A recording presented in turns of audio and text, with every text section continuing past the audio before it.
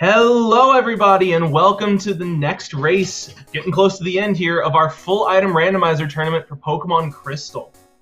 I am PG Weaver, otherwise known as Glacial, and with me I have my co-commentator. Say hi. Hi, I'm Dimnix. Happy to be here again. Yeah, so we've done a bunch of these, and we're getting close to the end. We're not quite to the finals yet, but we're very close. Today's race, well, at least for now,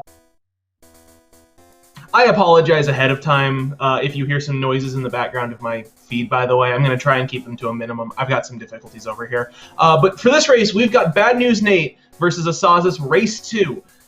Nate is up 1-0 in a very close race. You might remember me from the previous one, in which asazas actually beat him to red and then struggled against one of the worst red fights I think I've ever seen.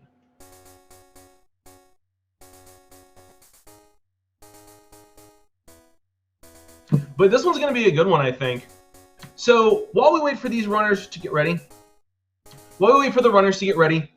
let's go ahead and let's talk about what Pokemon Crystal Randomizer actually is and what the end goals are. Do you want to start with that? Yeah, okay, so in order to complete the run and finish the race, the runners have to defeat Red at the top of Mount Silver.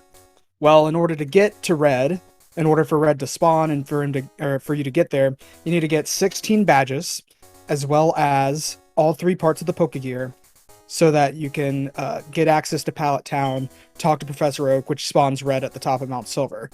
And additionally, you may need some other HMs in order to get all the way over to Pallet Town.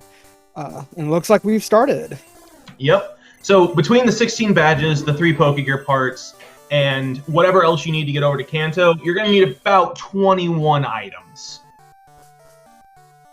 Yeah, but some items may be locked behind other items, so you're probably going to need, realistically, more than 21 items. So far, we just got an iron from Mom. That's some good money early on. Yeah, that's always a nice item to see early. Let's see what our starters are. You don't run starters very often, at least particularly far, but a good starter still is not a bad thing to see. So let's see what we got. Yeah, getting a starter with a really good speed stat is pretty important if you're not going to end up running it, because that way you can run away from other Pokemon. Yep. So we got a Diglett, a Doduo, and an Octillery. Dodrio is an incredibly strong Pokemon to run.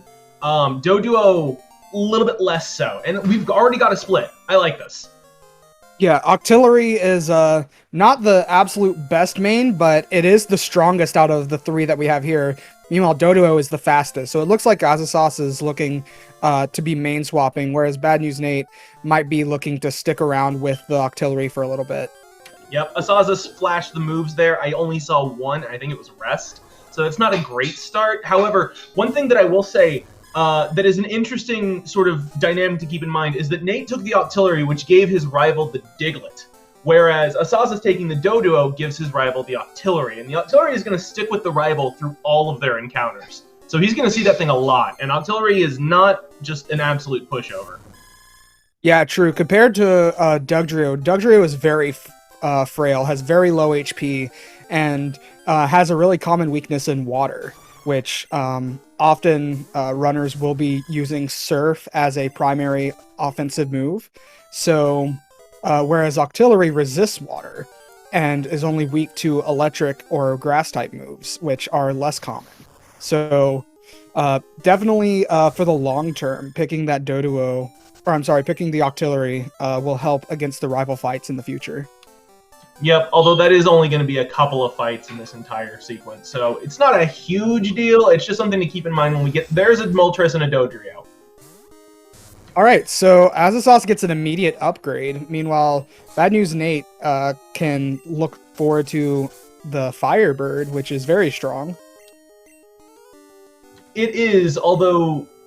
Sandstorm is one of those moves that, like, every time you see it, you just go, come on, just because it takes forever. And also, this is his last ball. Yeah, something we didn't mention is that the runners actually got an Ultra Ball pretty early. So they didn't necessarily need to go shopping before they started catching a Pokemon, which is kind of a big deal in these runs. Because it makes catching a Pokemon on the route before Cherry Grove actually viable. And there's the Fog Badge for asazas. So the Fog Badge is really nice because the Fog Badge is one of the badges you're going to need in order to start using some HMs. And Fog Badge is Surf. So once Surf shows up, it's going to open up just a ton more checks. Meanwhile, we kind of miss it a little bit, but asazas actually fainted to the Dodrio. It hit him with a Sky Attack. Ooh. Yeah, he only lost a couple seconds because he did stick his head into the center at Cherry Grove, so he didn't have to go all the way back from Mom's house. But that not having that Dodrio like as caught is just kind of disappointing. Not a problem or anything. There's going to be more Pokemon. There's more fish in the sea, but you kind of like to see Dodrio because it's very fast, it's very strong, and it gets very good stab physical moves in Drill Peck and a gamut of really good normal type. Yeah, absolutely. Dodrio is a very, very solid Pokemon to run. And oh, was that was Flamethrower on the That was Flamethrower. So we talk. Sometimes we'll talk a lot about like, oh, well, this Pokemon's a normal type or a physical type attacker. Or this one's a special type attacker. That doesn't really start mattering for a while. And if you've just got a good, solid stab move on something, that'll carry you at minimum to Goldenrod. And from there, you can see where you're at. Yeah, you see BadNewsNate actually taking down this Butterfree wild Pokemon that he happened to run into because he could take it down with one Flamethrower, being super effective, and gains almost 2 levels off of it. Absolutely. So that Flamethrower is going to carry the day for at least a little bit. He's going to have to worry about running into anything that resists fire, such as, water or, I think, rock or ground. In my head, rock and ground are always the same type anyways. It doesn't matter. But other than that, like, he's going to be coasting for at least the next little bit. Remind me, have they checked the TMs that they picked up? Because I've seen at least 2. I do not believe they have checked the TMs. If they did, I missed it. Yeah, I did as well. So you're probably not going to hold on to the Moltres forever unless the seed plays out in a very specific way. So using really good TMs early is always a bit of a risk. However, if you have just an all-right TM, like if you find a TM for Bubble Beam, I would use that pretty much immediately. Just get that extra coverage. For sure, yeah.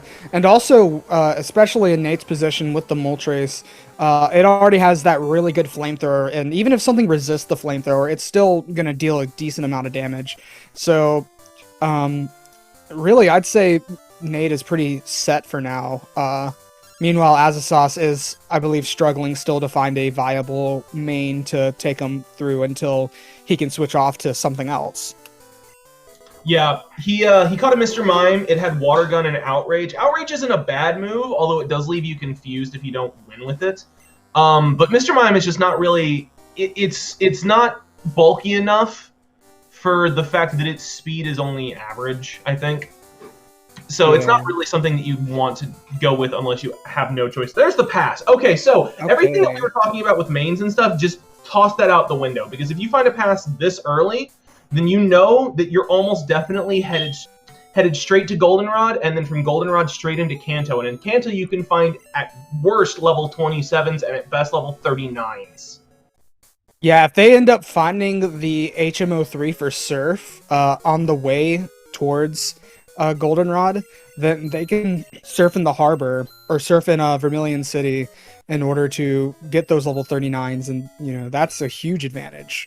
Yep. Meanwhile, Asazas is looking at... Oh, no, never mind. He decided he didn't want it. I was about to say, Executor is not a bad Pokemon. It's very strong, but it's slow and not particularly defensive. It probably would have been enough to get him to Goldenrod if he was happy with it, but if not, I mean, he knows he's got the pass. He knows that, honestly, once you make it through Faulkner, you can get to a Pokemon in Kanto with no other trainer fights.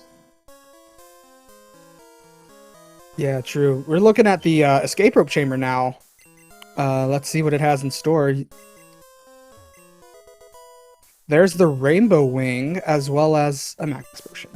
So the Rainbow Wing's interesting, because it doesn't help him right now, but it is one of 2 parts to get into 10 Tower, and 10 Tower has some weird logic in terms of exactly how you get in there. If the Clear Bell shows up, and the card key doesn't, that's going to be very interesting to some of these runners. That said, even though the 10 Tower is 15 items, that's still only 15 items compared to the rest of the game. So it may or may not show up anytime soon. We'll keep an eye out for it.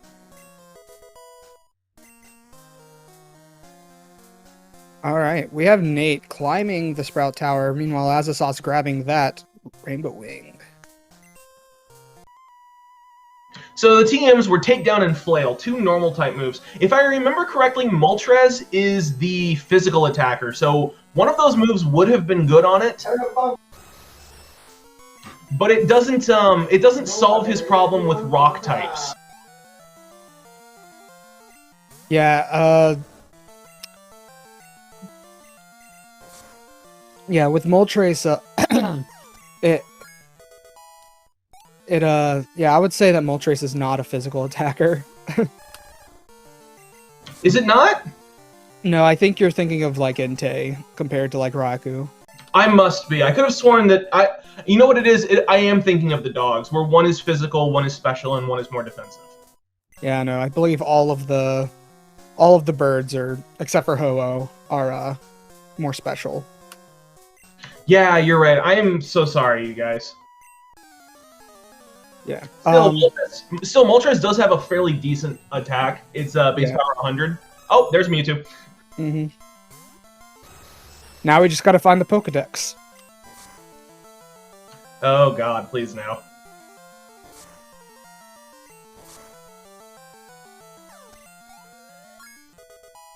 Yep, I like that.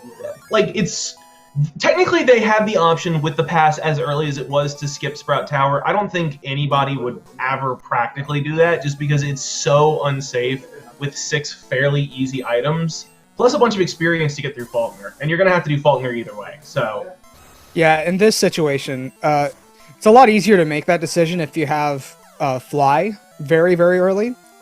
But in this situation, it's very likely that there is, you know, it'd be good to stick with just going through Sprout Tower. Also, if you're thinking about switching to the Kenya, Sprout Tower is a really good place to get levels on the Kenya. That's very true. Nate's found the old rod up there as well. Asazas is hot on his heels, though. Speaking of Fly, it's interesting that the pass has showed up, because that opens up a whole bunch of more locations for Fly to be. Basically all of Kanto. Very true. Oh, sorry. That Mewtwo has Petal Dance, and it is wreaking havoc. Ooh, that's not good. That's real bad. All I was gonna say about that is that Fly can now also be anywhere in Kanto except for West Kanto, because of the way that our Fly restrictions work, which we'll talk about a little bit later if it comes up. But I've always felt that if you only have the pass and like no other accessible items, no cut, no surf, no blah blah blah blah blah, it actually doesn't open that many reasonable checks. Like, it maybe opens 5. Unfortunately, Azazas getting that encounter. But BadNewsNate is through the Sprout Tower. Do not believe that there was anything required in the Sprout Tower, though. I didn't see anything. There was the old rod, so if we have another one of those seeds where the super rod shows up in Union Cave, we might be talking about something very different. But for the moment, yeah, I don't think anything of terrible interest is in there. True, yeah. I don't know. It might be worth it for Azazas to at least take a quick look at the old rod encounters, because this Mr. Mime really isn't doing super great. Yeah. Good news is that he's got 2 bodies of water he can fish in as soon as he gets out of here, if he really wants to take a look at them.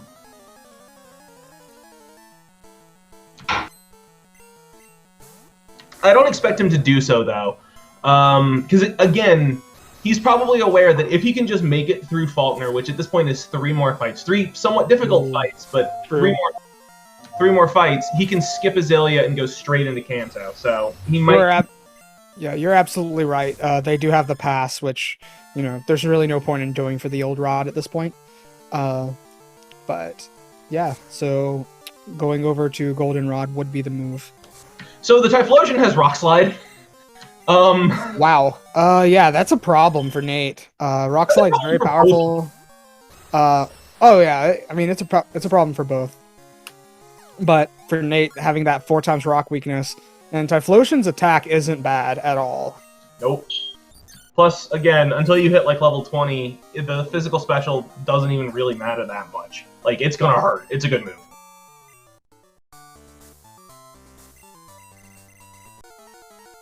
All right, Nate is starting the fight with Faulkner.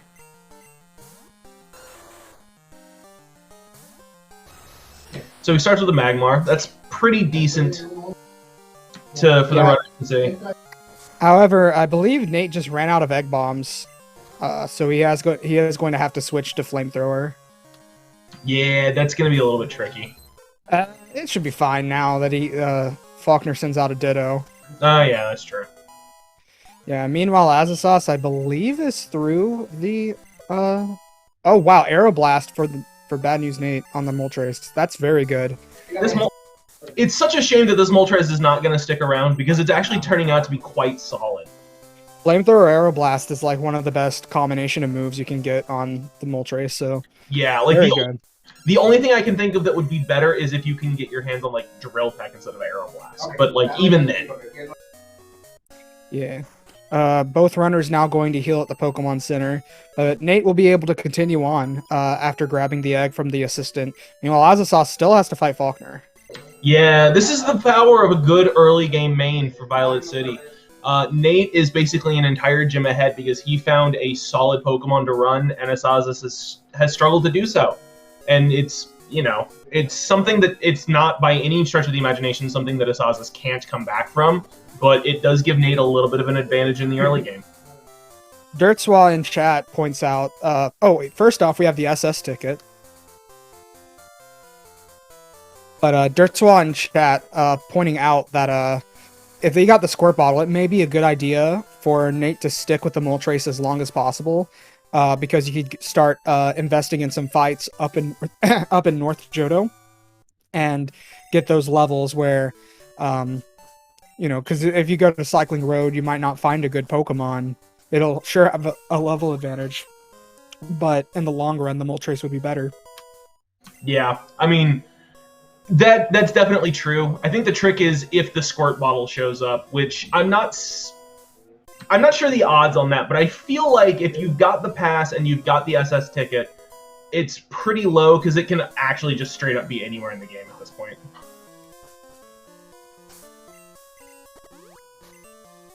What did BadNewsNate just pick up? I thought I saw Silverwing. Oh, there's the Pokegear now. That's good. That's good. That's one of the 3 required items to get into West Kanto. He's definitely going to want that. Yeah, but other than that, he picked up the Silverwing a little bit earlier in the cave. That'll give him access to the level 60 in Whirl Island once they get the HMs and badges required to get over there. I hope Nate's doing what I think Nate's doing. So Nate poked his head into the... Nope, never mind. Yeah, no, he's going to try to stick with the Moltres as long as possible, which I don't blame him for. The Moltres is fantastic. Yeah, the Moltres is really, really good. I would not at all be shocked to see Asazas go through Azalea and straight into Kanto, just because his Mr. Mime is really hurting him. I would be shocked if Asazas decided to stick around in Azalea at this point. But in this way, we'll get to see a little bit of divergence between the 2 runners at this point. Absolutely.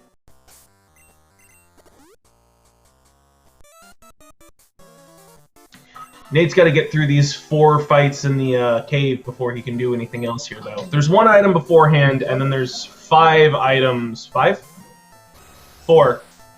There's a number of items after clearing out the Slowpoke well. So he's got a couple of bites at the apple at finding something good that odds are pretty decent Asazas won't find immediately. He'll be back, but he won't find them immediately. So if it's something like HM03, that's a big advantage. Yeah, we'll see the first item here. It's a TM, but it could be a good TM. And we have a couple more fights. Meanwhile, Asazas does pick up the SS ticket.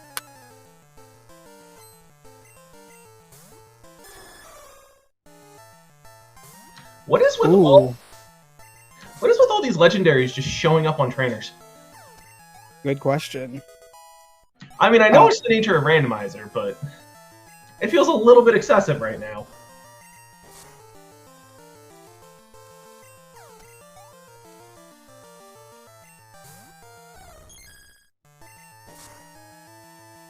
Ooh, Espeon. Also, a really good runnable Pokemon if you run into it in the wild.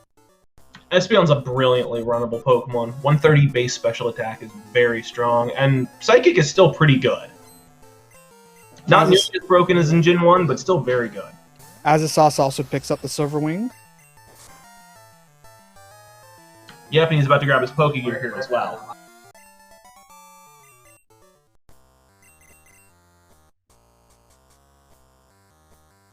Alright, we'll get to see the Curd item from BadNewsNate.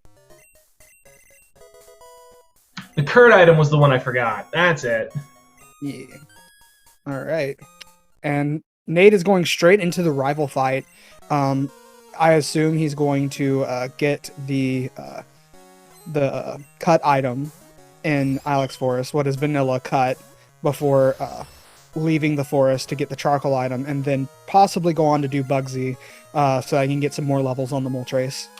Yeah, I like that routing just a little bit more. It does leave you doing the rival before having all the experience from the gym, but it's just a little bit more efficient in terms of walking. Meanwhile, Asazas is like, yeah, it's not for me. I'll be back. See you guys later. Going on ahead, going straight to Ilex Forest. Going to be rushing Goldenrod, which is definitely the right move for Asazas, considering his main is not nearly as good as the Moltres. Absolutely.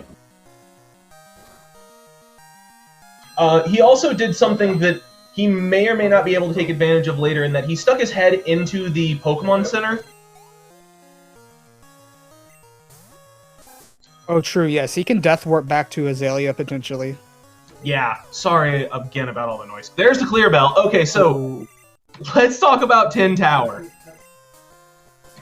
So the thing with Tin Tower is that Tin Tower has 11 items inside of it, plus 4 in the Ho-Oh Chamber, plus 1 more if you want to defeat the Elite Four. Not very likely, but, you know, if the option's there. However, to get in there, you have to do one of two things. You have to either first kick the rockets out of the Radio Tower in Goldenrod, an event that only starts once you have 7 badges, or you have to go after everybody's favorite scam. Yep, that is true. And seeing the two parts of this early, I mean, it really could go either way, which would be the quote-unquote correct way to do it. Yeah, I think part of it is that the only way to get there right now is to do pass into ticket, which means that, among other things, there is absolutely no chance that you can find Fly there as of right now. It might be there, but until the Squirt Bottle shows up in Logic, we don't know that for sure. So I don't expect anybody to rush it, but it is, I believe, technically the most checked-in location they have in terms of raw numbers at the moment. Yeah, true. Looks like Asazas will be checking these Goldenrod basement or Mart basement items. Nate is going to be checking the charcoal check, and we get an iron. So the cut check was a potion, so none of the items so far from beating the well have been required. No, but Chad is reporting a French vanilla cut, so it looks like HMO1 was in the forest. Was it? Yeah, my monitor went out right at the moment. Yeah, it like will randomly like shut off for like a second, and unfortunately I missed that item. But yeah, thank you, chat, for catching that. I figured since you didn't say anything that it wasn't anything. Sorry. I totally just completely missed it. Is what happened. I got caught up watching Nate checking. So also check the stuff going on over there. Gotcha. All right. Well, very good French vanilla cut in the forest. Plus, apparently, we have 3 irons. So, do you like money? Because I like money. All right, we got the quiz. And then Nate is about to do Bugsy. The quiz just giving a Pokeball. We'll see what else is in the radio tower. So far, we've only gotten 1 badge, so we're not even close to unlocking the radio rockets. No, not at all. It's going to be interesting. One other thing I probably should point out is even if they could go do Tin Tower super early, you have to fight a whole bunch of really strong Pokemon. And while you do have access to the Suicune at that point, it's still not an easy set of fights to do. Asazas gone ahead and grabbed the Kenya and is just headed straight to Kanto. Let's see if we can find something else worth running. All right. Meanwhile, Nate, taking on Bugsy, had to face down a Togetic. And we get Fly. Oh, that's big. That's real big. That is huge for Nate, because Azazas likely won't be fighting Bugsy for a while. Only if he doesn't do the Death Warp. If he does the Death Warp, he's going to get that pretty quickly. That is true. That is true. So it's going to be interesting to watch and see what Asazas' pathing is here. Because depending on how you do it, you can end up with basically one decent Pokemon or one fairly weak Pokemon, and then go and fight the trainer outside of Rock Tunnel after depositing all of your Pokemon in the PC in the in the Lavender Tower. And that's a really easy way to do that Death Warp, especially if you do basically you do Saffron City into Cycling Road checks into the Super Rod guy, and then you do the Death Warp. Those are pretty much the only easy checks in the area anyways, so I am a big proponent of that. I did that in one of my first races in the tournament, and it worked out really well for me, so I always advocate for doing the Death Warp back to Azalea. Yeah. Nothing for Azazas in Saffron City. He is going to be moving on to Celadon. I'm assuming he's going to be grabbing the leftovers here. This leftovers will be here every single time. In the randomizer, they actually randomize the location of it and then put it back to make absolute sure that it is there for the runners to pick up.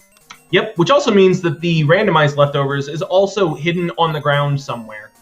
So if you want to check every hidden check in the game, or at least the easy ones, in order to hopefully have a chance at finding it, you can come away with 2 leftovers on some runs, and it's very fun.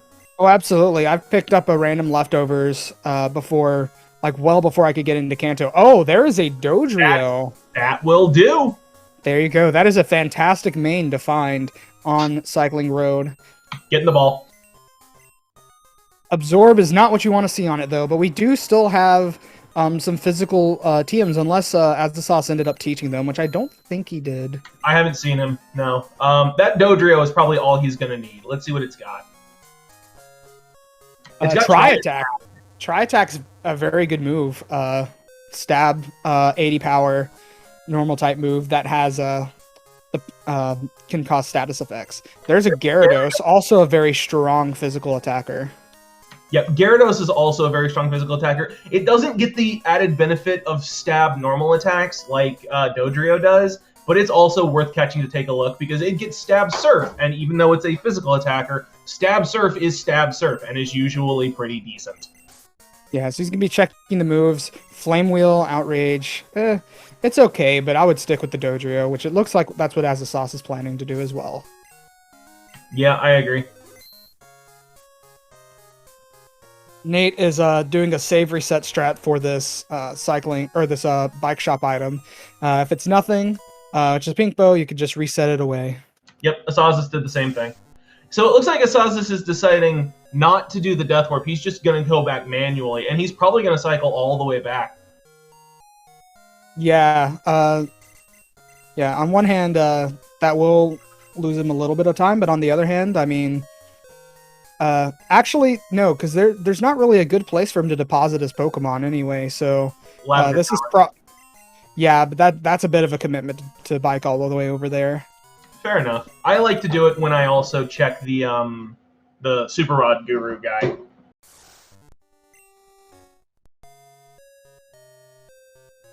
Oh, he didn't finish all of his checks in Goldenrod. Yeah, okay, never mind, that would do it. Yeah, he's ooh, an Ice Punch TM for the... Yeah, it looks like BadNewsNate is committing to the Moltres for sure. The Ice Punch TM was in the mart, so he can just buy another one if he needs one.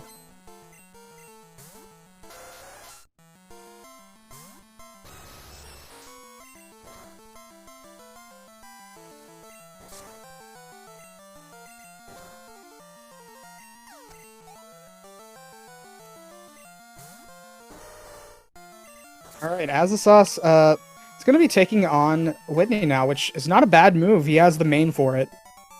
Yep, it's definitely a solid play, especially because it's also a very fast gym. It's 2 fights, 3 Pokemon, and he's very overleveled at this point. Yeah, Nate is going on ahead and fighting this trainer that you normally don't have to fight until you decide to go into the basement. But the levels on this trainer are so low that it's actually better to fight him now if you're running a Pokemon that is relatively low level, so that the levels or the experience actually is somewhat beneficial to you at this point. Whereas if you fight him later, the experience is not going to be nearly as useful. Yep, I think Nate is probably going to stick with the Moltres at this point. The Pokemon on Cycling Road are 28 to 33, I think. So he'd pick up a couple of levels, but if he does everything that there is to do in Goldenrod with the Moltres, including all the fights, he'll probably get relatively close. And at that point, it's like, you've already got it. You've already got all the stat experience as well. Just stick with the Moltres.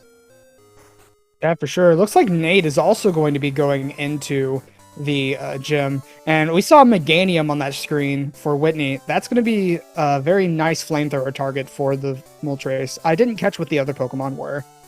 And there's Storm Badge. Oh, Nate's going to have fly access after this gym. Nate is going to have fly access after this gym. This is interesting now, because if Asazas decides to head back to Azalea first, then he'll find his fly. But I suspect he might actually head north. Yep, he's heading up to the national park, and he's going to eat the items there.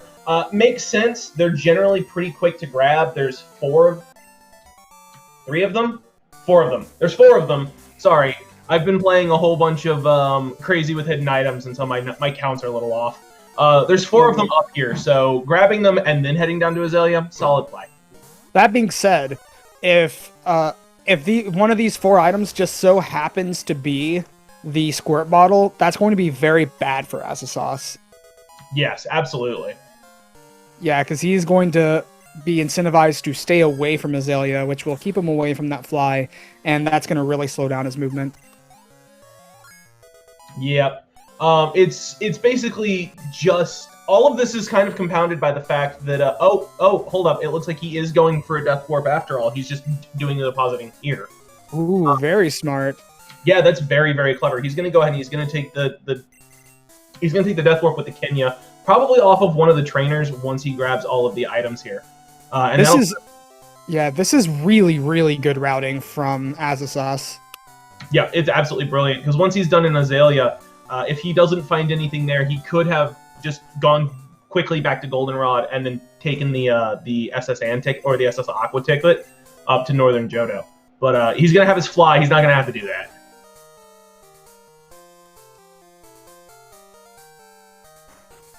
We see Nate going straight into the park, skipping the item by the item that's a little bit out of the way on that route. Yep, I think it's normally the rollout TM. Yeah. Yeah, here we go. There's the trainer fight. Asazas got the far item, which is also normally a TM. Decided that he didn't want to hold on to the good rod. He's happy enough with his Dodrio, and he's going to go ahead and he's going to take the Death Warp. And luckily for him, it's a Mr. Mime, so this should go pretty quick. Now, looking at the Kenya for a second, not terrible. It had an Aeroblast and one other, I think it had Bubble Beam. And Victory Bell's a pretty solid Pokemon. Meanwhile, Nate flew back to Violet City, so he will be able to turn in the Kenya. Yeah, so Asazas' routing has just been even better than the one I advocated for, which is taking the Death Warp out of basically Rock Tunnel area. Like, I like this routing even more than the one I advocated for, so I'm gonna have to remember that this is actually a very, very solid route. Yeah, Nate checking the returning the Kenya item, and it's just a berry. Meanwhile, Nate is going to be looking for this item here. Yeah, and the interesting thing is, even though Asazas is a little bit behind in terms of getting his fly, he didn't actually even lose very much time at all, because he didn't have to spend a whole bunch of time going back to Azalea. getting back to Azalea took him 30 seconds after when he would start heading back to Azalea after checking that last item in the national park. So he basically lost 30 seconds for that skip, which is really pretty good. Yeah, and on top of that, I mean, at this point, Asazas has actually been to Kanto as well and gotten some of the items there, which is not insignificant at all. It looks like Nate is going to be nicknaming the Moltres, naming it Gamer. There's so many like meme nicknames in this community, I can't track them all. I'm assuming that one's just saying that the Moltres is really good, yeah? I think he's calling himself a gamer. Yep, so Asazas is actually going to be able to get through the entirety of Azalea faster, as fast or faster than Nate did, just depending on how you want to look at it. Oh, it's Gamer's buddy. Got it. I didn't know that there was a member of the community named Gamer specifically, but yeah, a lot of the times runners will name their Pokemon after everyone's favorite or their own favorite Pokemon. So, like for instance, my favorite Pokemon to run in these is Electabuzz. I think he's pretty underrated, and so Electabuzz is my buddy. My favorite's Kingdra. At least it is at the moment. It tends to be Kingdra, but occasionally I have a really good run with something else, and I'm like, this is my new favorite thing! But it almost always comes back to Kingdra eventually.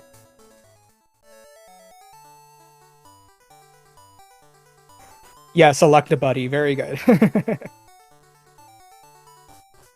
Oh, that's... Looks like Nate is heading straight into the Celadon Mart. We're going to look at the TMs. Nothing... Yeah, nothing great from what it looks like. No, I think the best one was the Ice Punch TM in Goldenrod.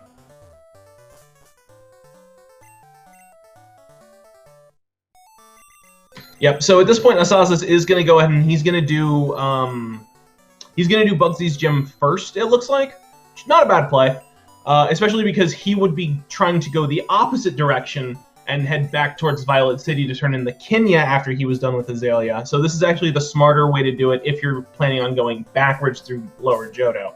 Again, he's going to find his HMO2. He's going to be very happy with it. He's not going to have to run back through Union Cave. But if you didn't have it, this is probably the better way to go about doing it. Yeah, absolutely.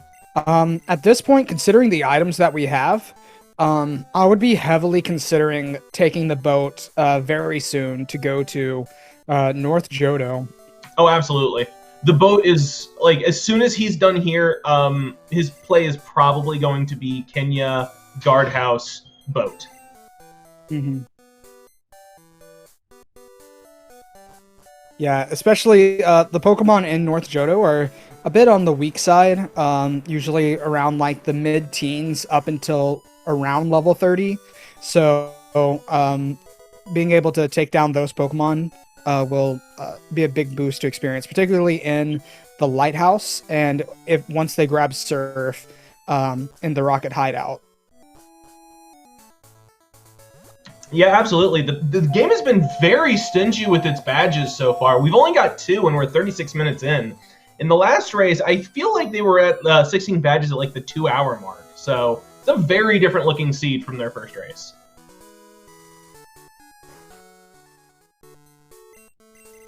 Yeah, Asazas does grab that fly. And he's probably very happy with that. There's a bunch of good TMs in his bag there, too. Ah, I see. Yeah, it looks like Nate is heading down towards Vermilion. Probably going to check the fan club item and then take the boat, I imagine. Yep, that's what I would do, too. Looks like Asazas is going to be doing the same exact thing, which, good. So at this point, I'd say the runners are fairly tied up now. Yeah, I agree. Asazas has decided that he doesn't really need to check the Kenya right now, so he'll do that later. Meanwhile, BadNewsNate is actually checking one of the hidden items that's in this city, and it's a Slowpoke tail, which I don't know why I find that funny, but I do. Yeah, so at this point, even though the runners took very different paths, they've done pretty much all the same checks, and they both have a very runnable Pokemon, and are going on the boat at almost the exact same time, so... this just shows how how comparable these two runners are to each other. Yep, absolutely. Yeah, this is definitely anyone's race. There's really no way to really... I don't even think you can really say either one is in the lead, even though Nate is slightly ahead as far as progress on the boat. It's very minimal and could turn around at any point. Yeah, he's like less than 10 seconds ahead.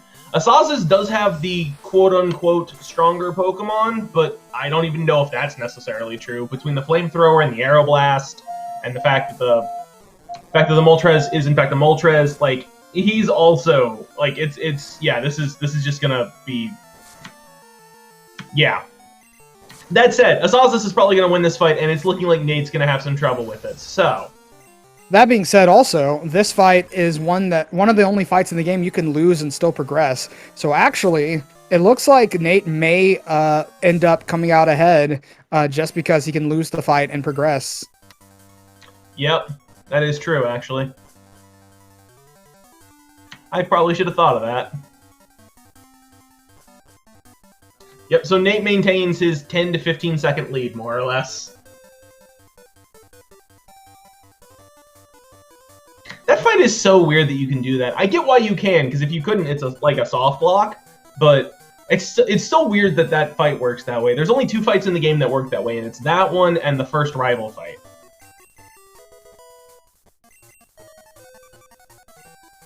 All right, and Nate is coming off the boat now. We can be heading into Olivine City. Nothing from clearing the boat quest. Looks like Nate is going to let the song finish out.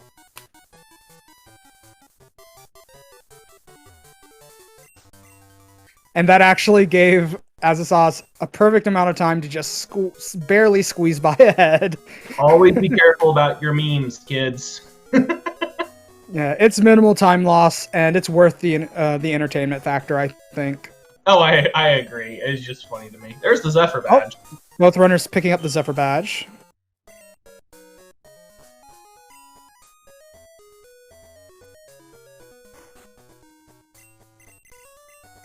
It's interesting to me that they... Oh, he's going to want that rare candy, yeah. Yep. It's interesting to me that both of these runners grabbed this item before going to the lighthouse, when they're going to have to walk past the building again anyways after the lighthouse. Well, unfortunately for Asazas, you only get one chance to pick up that rare candy, so he missed it because his bag was full. So that rare candy is gone forever. That's unfortunate. There's another one like that as well. The Item Finder House is also careful with that. Yeah, there's a few of them in the game where key items are one-time items.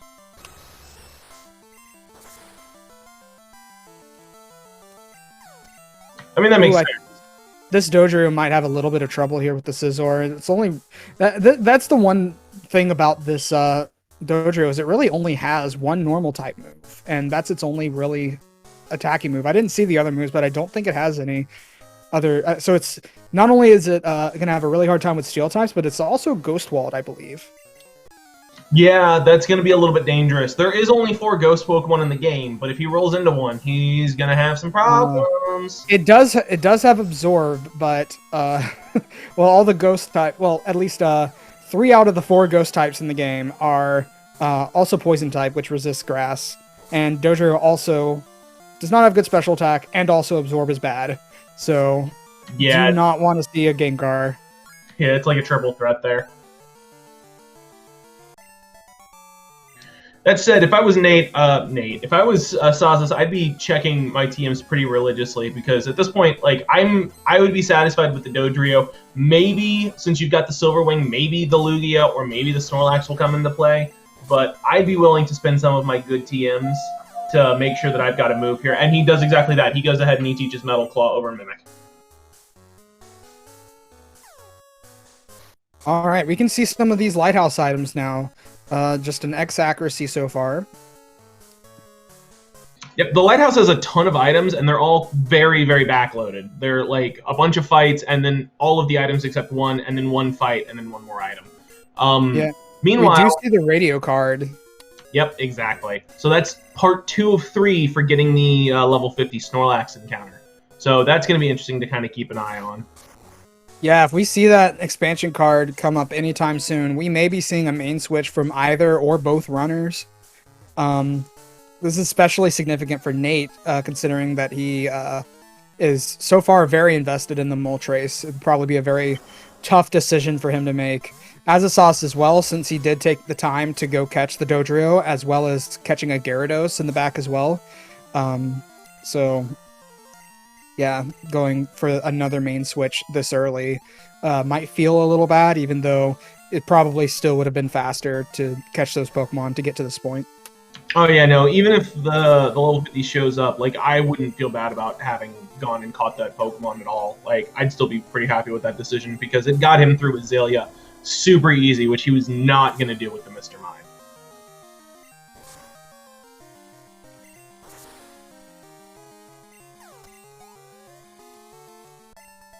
Yeah. When I was just to clarify in chat, when I was talking about the investment, I mostly meant in particular teaching the Ice Punch TM to it, which is a big deal. But also, yeah. So Nate has finished up. Well, actually, both runners have finished up the lighthouse. So we will be moving on to Ekritik. Oh, Ice Punch was in the mart. My bad. I didn't realize it was in the mart. Yep. The real interesting thing is, at least if it comes up very quickly, is that if there is something that is decent on the Snorlax, Nate has the rare candy to evolve, and Asazas doesn't. But that's probably only going to play in if the expansion card shows up in like the next 3 minutes or something. Like it's not particularly likely to matter.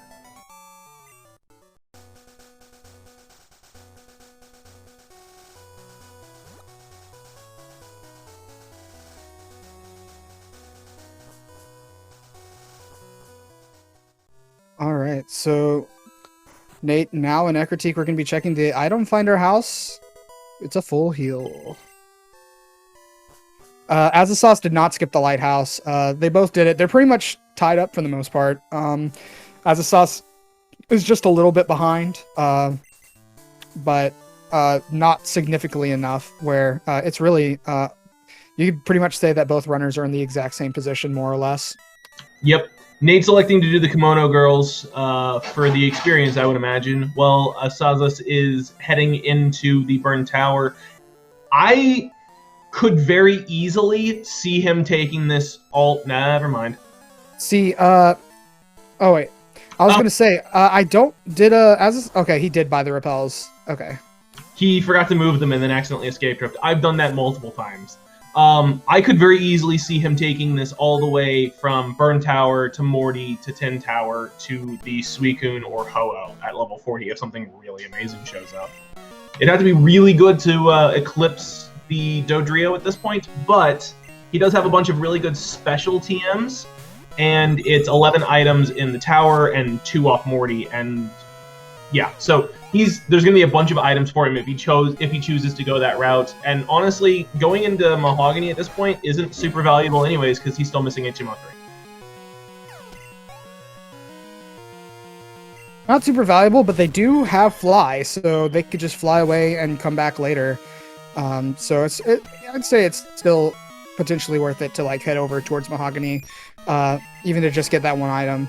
And plus, I imagine we might be getting something like Cut or Surf, or the Hive Badge or Surf soon. But let's listen to these roamers. Yep.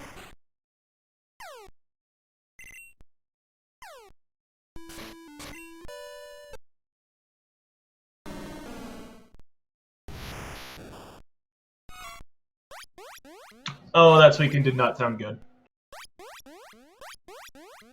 Yeah. I don't know Pokemon Cries very well at all, but it sounded weak. Yeah, I'll be honest, I have terrible audio memory, so I pretty much forgot the cries as soon as I heard them. I did recognize them, but kind of recognized them, but yeah, nope, they're gone. Garfield is saying Stantler Abra Furret, which, unfortunately, the Abra might be worth running, but like nobody's gonna bother to stop and fish for it, especially when there's also the Ho-Oh and the Snorlax is gonna show up at some point. So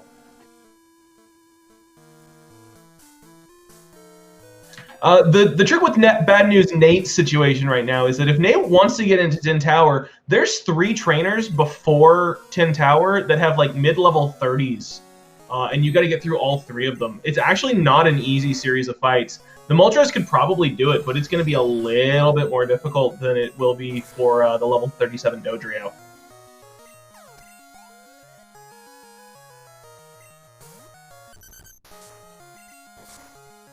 Yeah, we do see Asazas going on ahead and going towards Morty,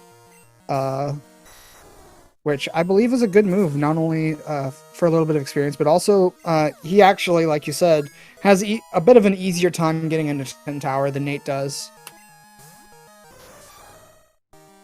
Yeah, absolutely.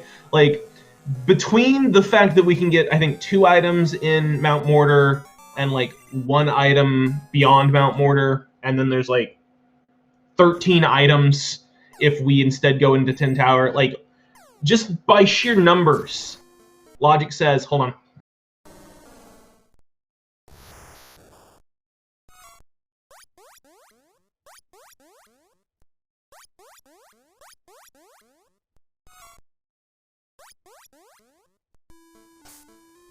Just by playing, just by playing the numbers, odds are good we're going to find whatever it is we need to keep going in Tin Tower.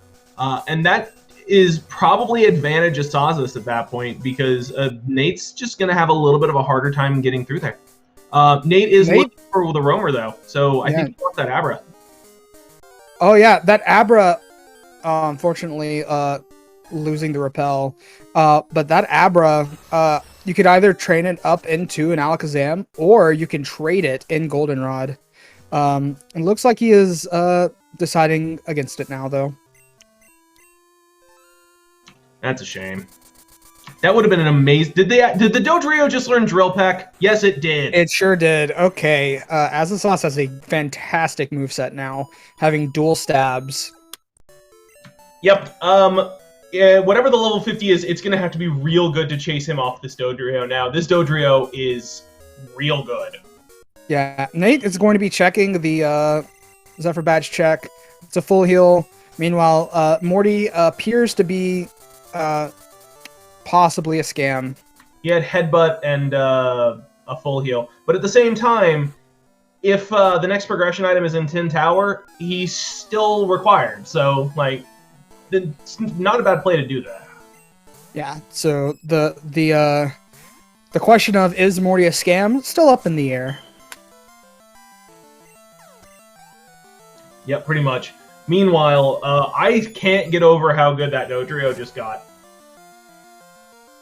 Yeah, that Dodrio is actually fantastic at this point. The Moltres is also very good, but there's a 12 level advantage right now for the Dodrio, and that is massive.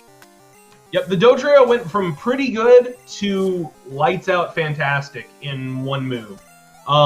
If he can find an Earthquake TM or something equivalent, yeah.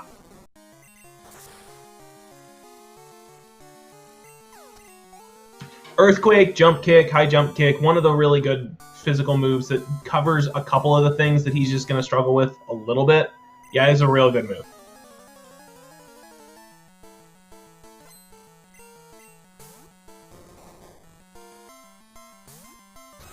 And the Aerodactyl has Thunder. Well, that's rough.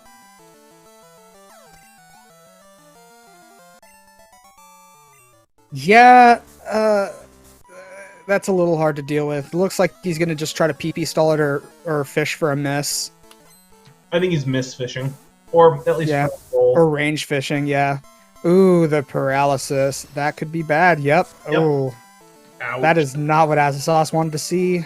Nope, that's rough. Using one of those very coveted full restores in order to come back from that. But getting 2 misses in a row, that is fantastic. Yeah, that double Thunder miss helped a lot. Like, he needed that.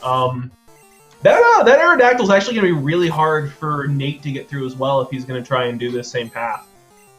Yeah, ooh, getting a freeze from the Ice Punch. Very good. Actually, never mind. I take it back. The Moltres has Ice Punch. Right. Never mind. It still might not one-shot, which is no, the issue. it's probably going to be outsped as well. So that Thunder can still really hurt. It will definitely get outsped. Aerodactyl is very fast. Yep.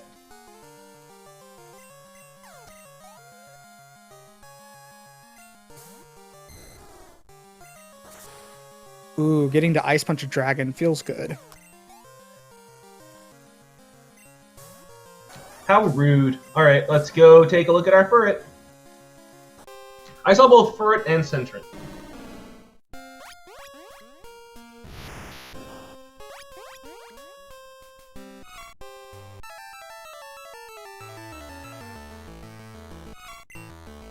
Yeah, it's a Furret. It is a Furret. Ooh, resting. What a troll.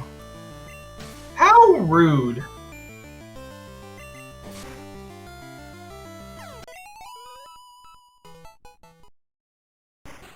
All right, we get to see what Nate decides to do next.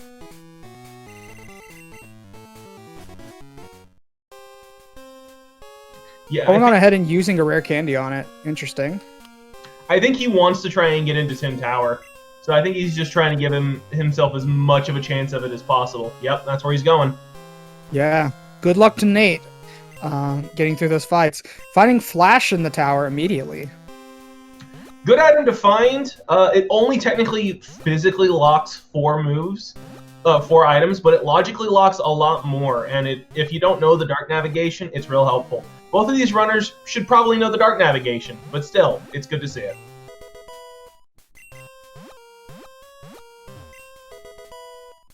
Well, while he's going through this section, I just want to say that this is one of my personal favorite sections of the game. It's just so satisfying to get through.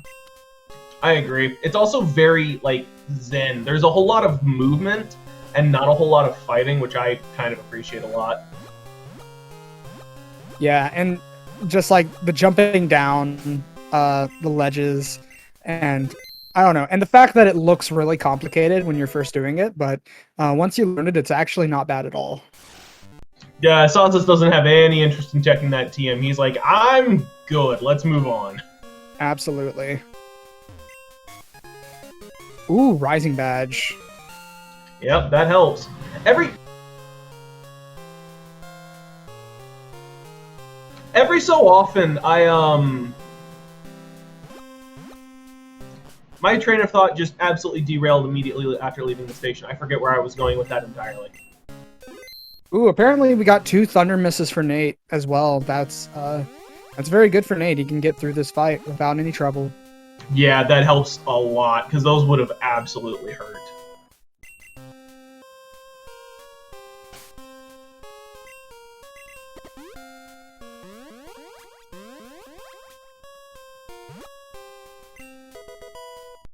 All right, and we're gonna save reset those 2 items away so that we can get back to this point faster.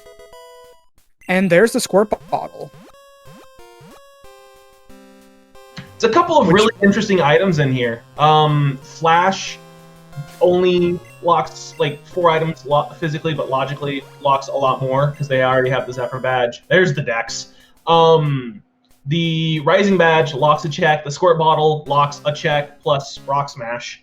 So it's like this. There hasn't been like, you know, Surf or Cut or something that will just open up a ton of checks. But there's been a couple of breadcrumbs in here. What was that? Yeah. So for Sakura, that's a Mankey. Yeah. Sakura in chat saying TM26 is Earthquake. In vanilla game, TM26 is Earthquake, but all the TMs are randomized, except for field moves. And so that TM26 probably is not Earthquake. Yep, it could have been Earthquake. Randomizing to itself is a thing that we do allow, but it probably isn't Earthquake. Yeah, meanwhile, we're going to see Azazas take on the kimonos. I actually didn't see if the kimonos gave, or what items the kimonos gave. I didn't either, but I do like this choice to do this real fast. Just get it out of the way so you don't have to worry about it later. You've got a level 39 Dodrio. You're going to one-shot everything in here. Okay. It's the fastest you can possibly do it. It's a good call.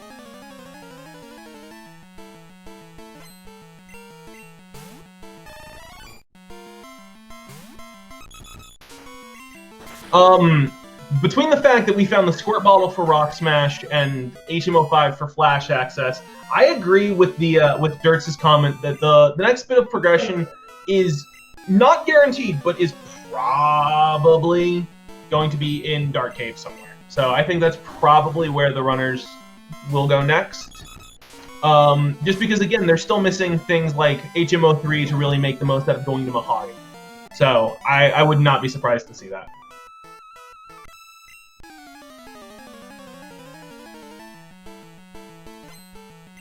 Yeah, that's true. Oh, there's the Rising Badge for Nate.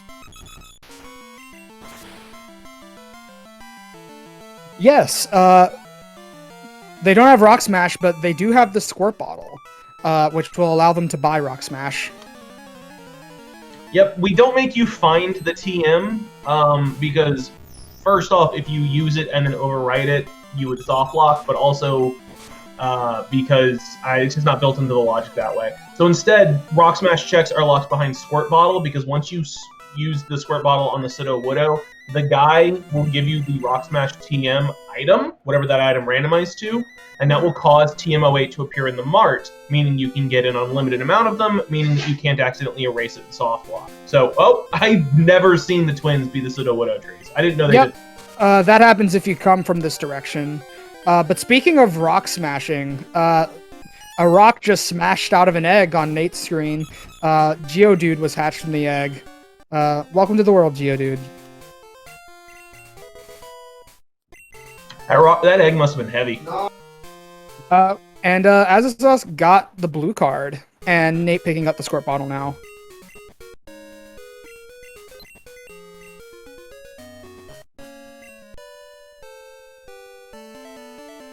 Rip to Nate's menuing as well.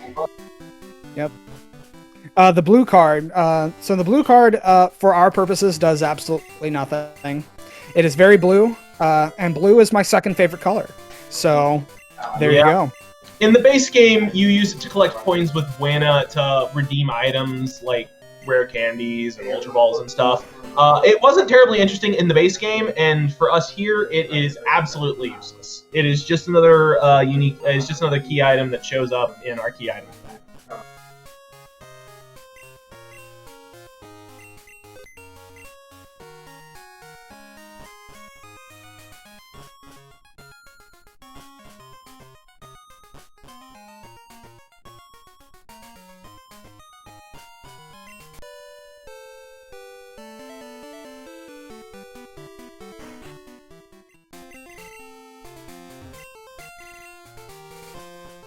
Asazas checking that item from the guard second time just to make sure he read it right the first time. It is just a berry. Yep, and I didn't mention it before, but the Sudowoodo is a Porygon too. Actually a pretty solid Pokemon. A little low level for this point in the run, but not a bad Pokemon by any stretch. Yeah, don't knock the digital duck. It's pretty cool.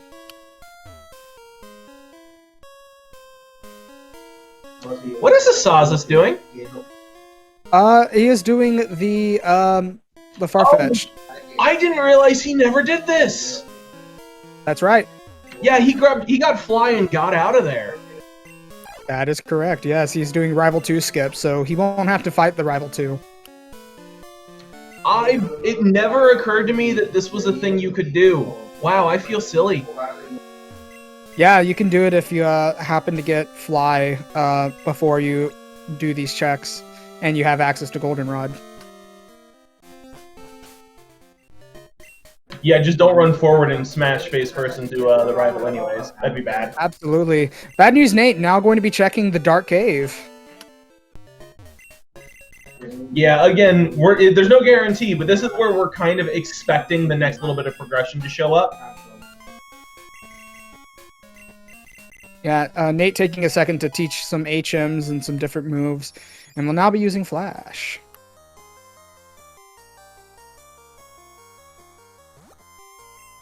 Yep, and all this little detour means that Asazas, who is now heading up to Dark Cave as well, has gone from being like 30 seconds ahead to like 30 seconds behind. He didn't lose too much, but he is back below Nate at this point. This is an incredibly close race. First item's an Elixir.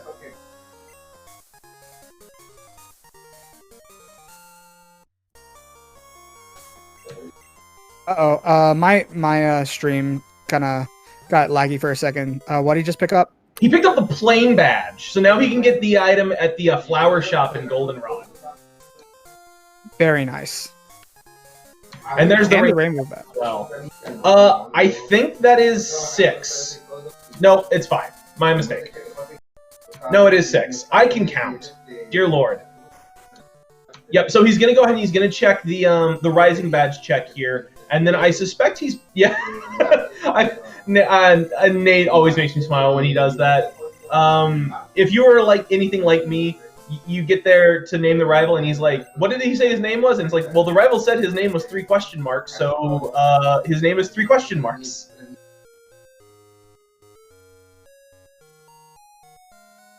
All right, we're gonna be checking the plain badge check really quick, and it is Sweet Scent. It is Sweet Scent. That's interesting. Not terribly useful to either of the runners at this point, so I guess the only things left to check are the mortar items and the item north of Mahogany, I think. Yeah, before you start, I mean, like, of course, things like Nugget Hedge Maze are still in logic, but... Well, yeah, like the easy, fast stuff, I should probably specify. Like, they can go do Surge if they want to as well. They need Cut or Surf to do Surge. Oh, yeah, right. Fair enough. There's the Hive Badge. As I was saying, they can go do Surge. Yeah, and Azasas is going to be checking the items south of Lavender.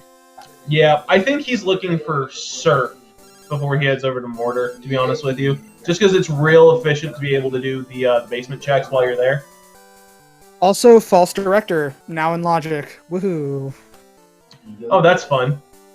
But, yeah, we're going to be able to do the quick Lake of Rage checks as well, which there's a really good chance that there's additional progress somewhere around here as well, because if not, we're probably going to have some pretty crummy checks coming up. Oh, we also have the... Rock Tunnel. Yeah, I forgot about Tunnel. Rock Tunnel is in logic right now, so... Which is just super embarrassing for me, because I advocate doing Rock Tunnel blind as soon as you have access to it. Like, yeah, no, how did I forget Rock Tunnel? It's kind of forgettable, in my opinion. I guess. Alright, so there's 3 checks up here, and once you can fly away, it's a lot easier to get out of here, so it's good they have that. This is probably the most useful place to have to go once you have Cut. Plus, it gives him the flight point, so if he does find Surf in here, he can just fly like 100 tiles away to the center of the lake and do the rocket hideout from there, which is kind of funny to me.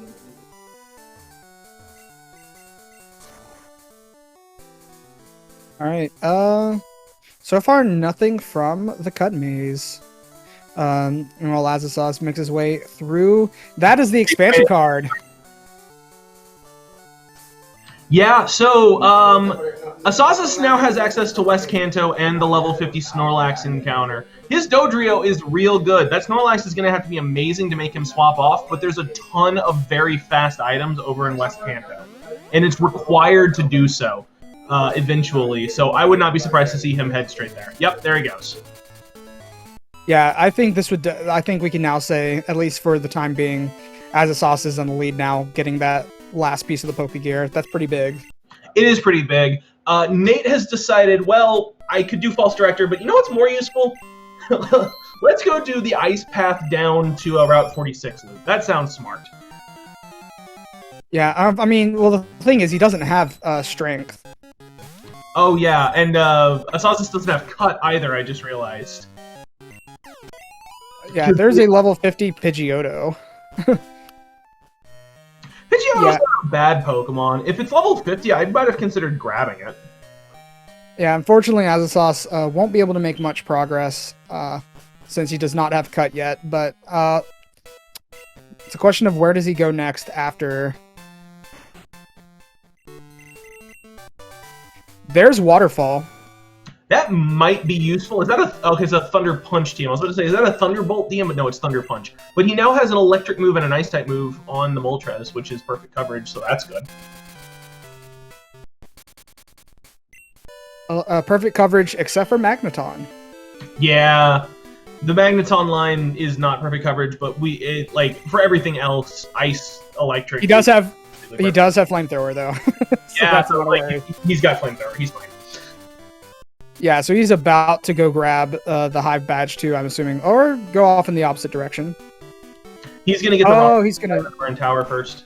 And yeah, it looks like both runners. Yep, both runners syncing up again to do the exact same check. They keep doing that, which is really funny to me because I don't ever see it this consistently. Yeah, it's nothing though. Nothing too important. That's a shame. Yeah, alright, so at this point I'm expecting Asazas to go pick up his hive badge. Yep. And at which point be vaguely annoyed that he didn't go there first so he could have done the rest of West Kanto. But only it happens. Yeah, like you can't be perfect. If you're perfect, you're probably cheating. So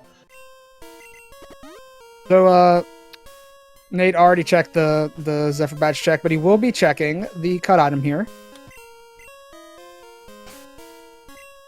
And it's an Ultra Ball. And now Nate is headed up to Rock Tunnel, or maybe down to... Nope, he's going up to Rock Tunnel. Okay, so Nate's going to get his expansion card here in just a second. He's going to go probably check out his Pidgeotto, or Pidgeot, or whatever it was. And then they're going to be right back to being synced up again, except that Asazas is basically going to have to go through Diglett's Cave twice. But that's so fast, it's still not a big deal.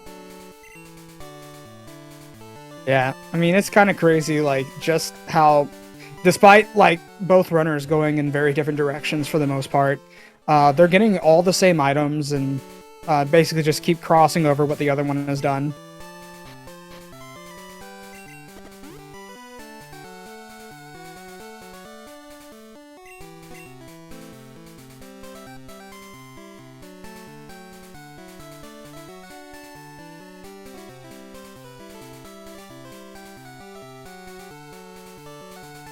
Yeah, they don't have Surf yet, so they cannot go through the hideout just yet. Probably what they're going to be doing is doing some of the quick checks around North Johto. Or, I'm sorry, not North Johto, West Kanto. Including Victory Road, I imagine.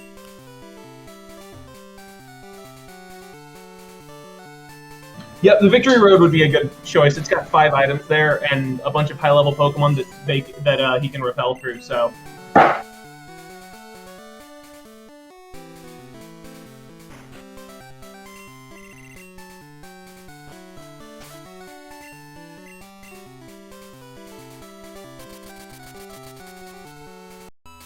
Ooh, Nate picking up the Super Rod. Can fish for level 40s if he wanted to. We see Nate taking a pretty interesting strategy of going through Route 11 to get to the Snorlax a bit faster.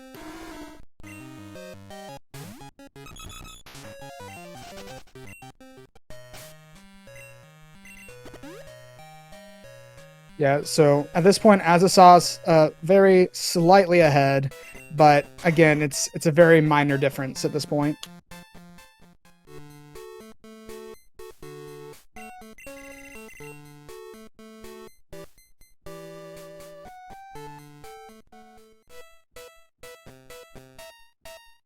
Ooh, Nate forgetting to repel. Meanwhile, Azasas is going to be making more room for that rare candy again. He's not able, or the last time he ran into a rare candy, he had to give it up because it was on a key item that could not be repeated, but he's able to pick this one up now. Yep. To answer the question I see in chat, they actually don't need any badges to go from West Kanto to the Elite Four. It's the gate is actually a little bit lower than that. Normally it's 8 to get through the gate, but you actually end up above the gate if you come at it from West Kanto, and therefore you can just go straight there. Yeah, it's logically locked behind 8 badges, though. Yeah. Even from West Kanto? Yeah. E4. The Victory Road isn't, but fighting the E4 is. Ah, okay, that makes sense.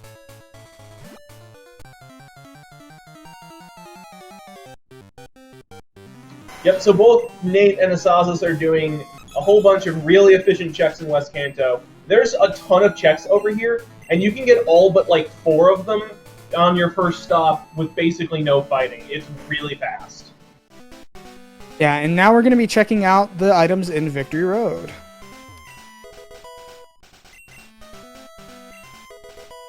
I imagine we're going to be finding Surf pretty soon. It's got to be somewhere. I want it to be on the SS Aqua check. The ticket check. They already did the boat. No, the ticket.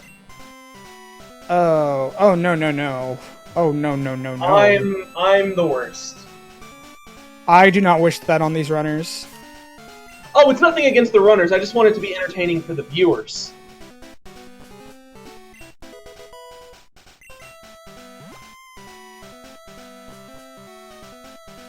Well, it does look like there's a good chance that Victory Road is barren. Yep. Yeah. Ooh. Unfortunately, I don't know what other quick checks we have left. There's the one down here, but this is technically out of logic, as they do not have the 8 badges. Since you can't go back up through the gate. Right. What would be? I mean, there's some Kanto gym leaders, which are not fast, but they're in logic. Kanto gym leaders, there's the Nugget Hedge Maze, there's the False Director. Oh, I want card key on False Director, that's what I want. There's a Cascade Badge. So if you wanted to go back up through the gate, you could, I guess, but yeah. Yes, you can now go back up through the gate. Very good. Yeah, so I think what we're going to see here is we're going to see... I honestly, I expect to see Janine here before Erica.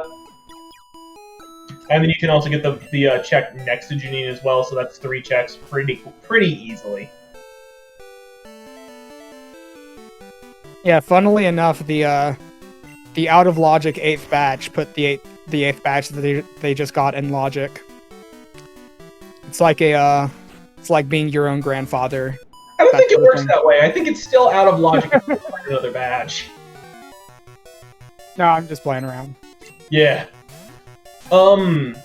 Sabrina's in logic now too, because they have 7 badges. Yep, that is true.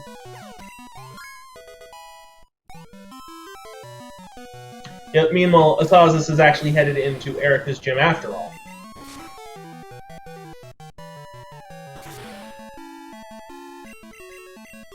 There's that Typhlosion with Rock Slide again. Does it still have Rock Slide? It sure does. Ouch. Let's, And there's the Cascade for Nate. Yep. So that's 8 badges. The interesting thing about the 8 badges is that of the 8 badges, 6 are what I mentally refer to as useful. In that they unlock other checks. The only other useful badge that we're missing is the Glacier Badge. And the thing with useful badges is that there are certain places they can't be. Once you get past 7 badges, all of the Kanto badges can be pretty much anywhere.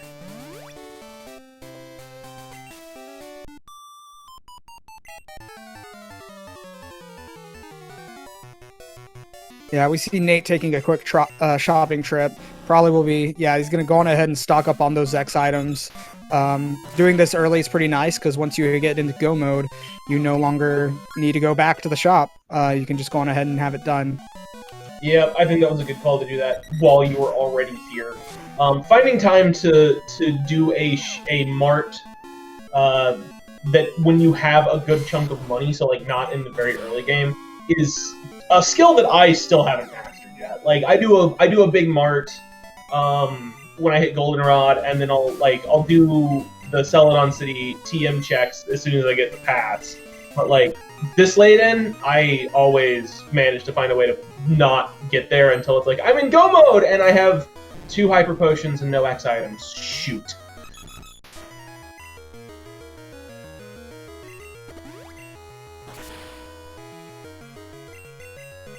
Meanwhile, Nate has made the decision not to do Erica, and he is headed to Janine first, which, given that Typhlosion is in there, might be a good call.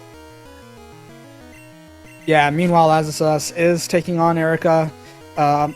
So far, Erica, not terrible. Has an Ekans Slowking. Slowking.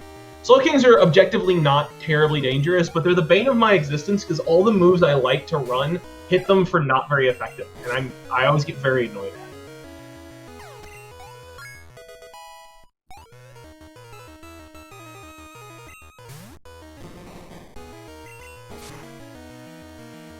All right, and that should be through Erica now. Yep, that's going to be good, especially if there's something here. Max potion and a gold berry. Nope. A gold berry, yeah. So let's see how Nate handles Janine. Should be a much easier fight, but we'll see. Janine could have just a bunch of Mewtwo's. Yeah, I mean, that would be kind of rough. It should be a much easier fight. At the same time, if we don't see anything here, and the runners are still left kind of going, what do I do? It's much faster, which means that Asazas will be able to do it a lot faster than Nate will be able to do Erica.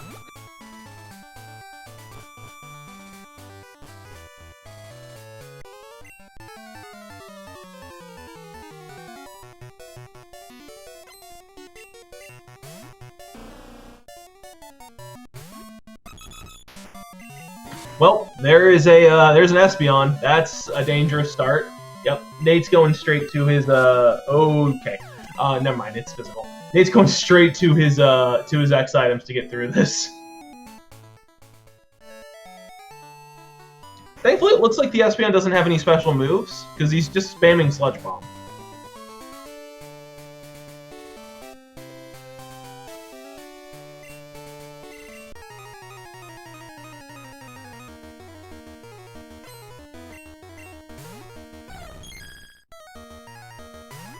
That poison is going to be annoying, though. Let's be real.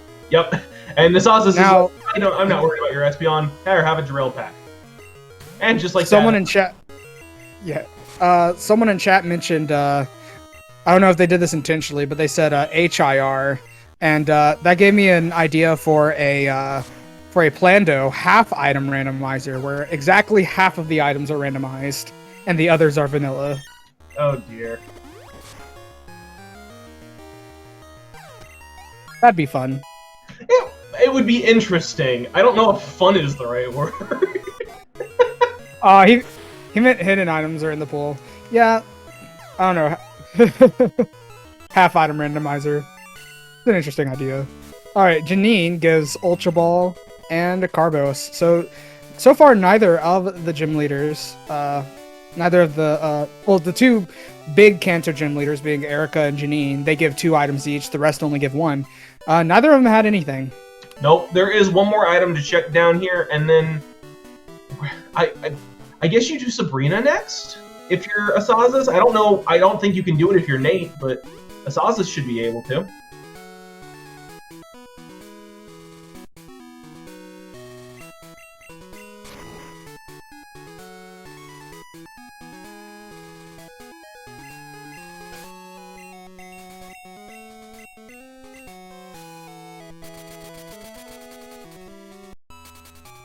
Ooh, unfortunately, Nate hitting the optional. Yeah, that's pretty easy to do, unfortunately. Meanwhile, Azazos going now to Surge. Yeah, looks like Surge is the play instead of Sabrina. That makes sense. Surge is still pretty strong, but it's a little bit weaker than Sabrina, and you only have to do 1 extra fight to get there, so, solid call. I like it. Ooh, the optional has a Lugia, and that's kind of rough. That is unfortunate. But it is going to give a good amount of experience. Yeah. One thing to keep in mind with the experience things, too, is that we normalize the amount of experience every Pokemon needs. So there's basically 2 leveling curve groups. The legendaries are slow, or are very slow, and everything else is slow. So that Moltres is started at a lower level. It's been around for longer, but it's going to end up at a lower level than the Dodrio just because it levels up slower. Alright, looks like Nate is heading over to the Nugget Hedge Maze, which is the move, I think, is probably where the progress is, and Nate desperately needs those levels. Yeah, he does need the levels. There's 2 items here, and if you think about it, there's also 2 items between Surge and Sabrina, but he'd have a much harder time with Surge and Sabrina, so it's really going to come down to where the items are, I think. Because, yeah, him trying to do Sabrina would just not end well at all. Now, there's still a chance we could see Surf on the False Director. Or on the Elite Four. They do technically have access to both of the Elite Four checks as well. Both of those would be pretty awful. Yeah. Like, they're definitely going to do between Surge, Sabrina, and Nugget Bridge, they're definitely going to do those first. And then they'll probably do False Director, and then if it's not anywhere there, it's going to be on the Elite Four.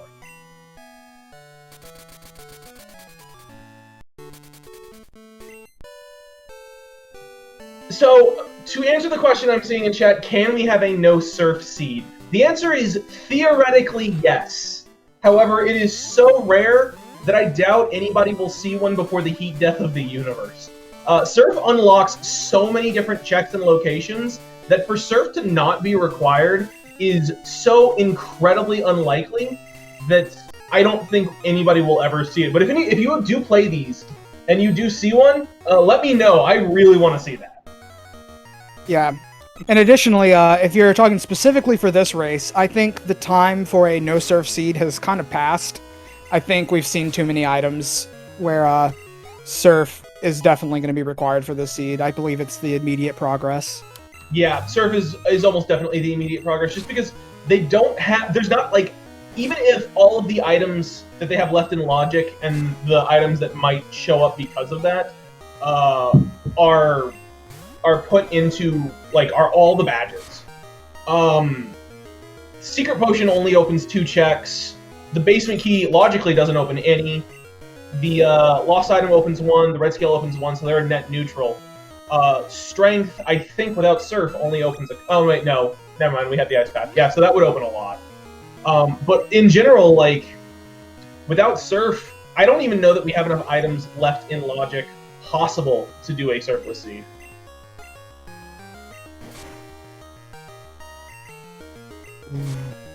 Looks like Azazas struggling a bit on Sabrina. I'm not surprised. It's still a hard fight. Especially when the Growlithe has Sacred Fire. That's just rude. Yeah. And then it burns you. That's even worse. Yeah, trying to take out the Gyarados to get that free switch back into the Dodrio. Meanwhile, Nate is about halfway through the Hedge Maze, and Azazas picking up TM11 from Sabrina. I'm assuming he's going to be heading over to Nugget Hedge now. That's where I'd go. Like, the only checks left are all kind of, I mean, there's also Brock. He could do Brock. Okay, he's doing Brock. And then after that, yeah, like, the only checks left are bad. It's like False Director, Hedge Maze, Elite Four. Route 4. Yeah. Ooh, Ryoku on the Hedge Maze. Hopefully a Flamethrower almost takes it out. Ooh, Ancient Power. Luckily that burn is going to half the damage. Yeah. Based on just the items we've seen and the trail of stuff that's happened, Surf being on West Kanto checks, so the Elite Four, Brock, or Route 4, I feel like is probably a little bit more likely than it being in the Hedge Maze, but at the same time, Nate doing the Hedge Maze is giving him a ton of experience, and I think on average, if your Pokemon is good and you can one-shot most everything there, the Hedge Maze only costs you about 5 minutes. So it's not a huge time loss, and the level investment is very useful for him. Yeah. Nate is now through the last strictly required fight of the Hedge Maze, so we're going to be seeing these 2 items. First is a PP up, then he's going to save before this guy to be able to restart in case this item is nothing. And it's TM43. The fabulous prize is not required. So unfortunate. I mean, again, he got a ton of experience. It's not a big loss. Especially if Brock or Route 4 has the item that they need to move on, and he doesn't do Sabrina or Surge at all, then it's still basically a wash. He's behind 1 fight. And it's not on Brock. That means, ooh, we've got, it looks like we're heading over to Route 4, but if it's not on Route 4, this looks very bad. If it's not on Route 4, it's either False Director or Elite Four, and I think Asazas does Nugget Bridge before doing either of those checks. Yeah. Ooh.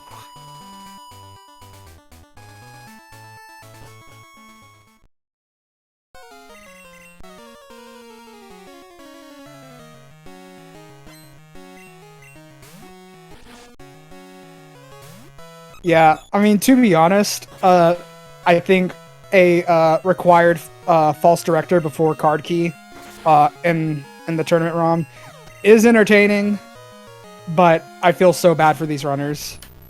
I think it's delightful.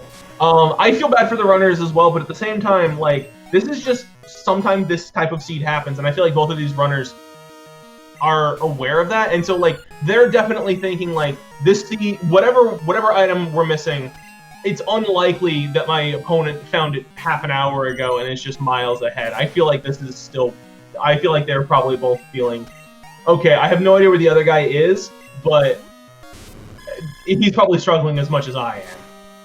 Right. Probably asazas is feeling that a little bit more than Nate, because Nate might be feeling, oh, I bet you it was at like Surge, and it's possible asazas might have done Surge a lot earlier, but asazas is probably feeling, yeah, this is awful. I don't know where this is, but I doubt Nate has it either. Looks like Nate is going to be possibly taking on Sabrina now. This is going to be a hard fight for Nate if he is. He can do it between X items and the fact that his Moltres is just real good, but this is still going to be a very difficult fight, and we already know that I think Sabrina only has a TM. Still, he's going to do this before he tries to do False Director or Elite Four, so you just want to see him get through this quickly and get straight into, you know, some new stuff. Yeah. No matter how you look at it, this seed is looking pretty nasty, but it's about to get so much more nasty if the progress is not on this Route 4 item. Let's see. Here we go. Damn. And there it is. I wanted it to be on one. I wanted it on one of the really mean things. I'm just the worst. You're just a sadist. It's fine. It's fine. It's no big deal. All right. So Asazas just had a metric ton of stuff open up on the map. Not only that, this puts Azazas pretty far in the lead now, because Nate does have to go all the way through Route 4 to get that item now. Yeah. And Nate's probably going to do Surge before that. I'd be surprised if he did, like, if he did Brock and didn't go Route 4, I'd be surprised if he does Route 4 before doing Surge. There's the mineral badge. Hey, here comes those key items that we're looking for. Yep, we're about to get a ton of progress, probably. Just progress item after progress item. Yeah, absolutely. So, this is going to be... Huh. Oh, wait. Okay, I'm like, that doesn't make sense, but yeah, he just misclicked. That makes more sense.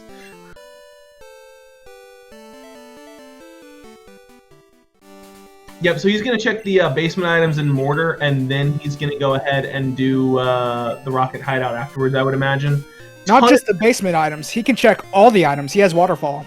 Oh, he does have Waterfall. Yeah, I'm so used to like that not being a thing. Yeah, he's going to get... I think there's 20 items in Mount Mortar. There's a lot. There's a lot, yes.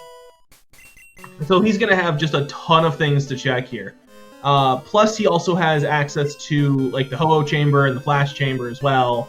You probably want Strength for that, so you can do the Water Chamber and the Slowpoke Well while you're there. But you know, it's an option. Yep. Here's Nate doing Erica, and then probably do Surge, and then he'll probably do Route 4. So Asazas definitely is sort of in a commanding lead here. I don't want to say Nate's entirely out of it just yet, but it's going to be real tough for him to come back unless like he blinds Elite Four and the Thunder Badge is in there. Then he'd probably swing ahead again. But otherwise, he's probably going to do this. He's probably going to do Surge, and then he'll probably do Route 4. So he's going to be a good couple minutes behind. Meanwhile, Asaz found the Earth Badge and the Red Scale. So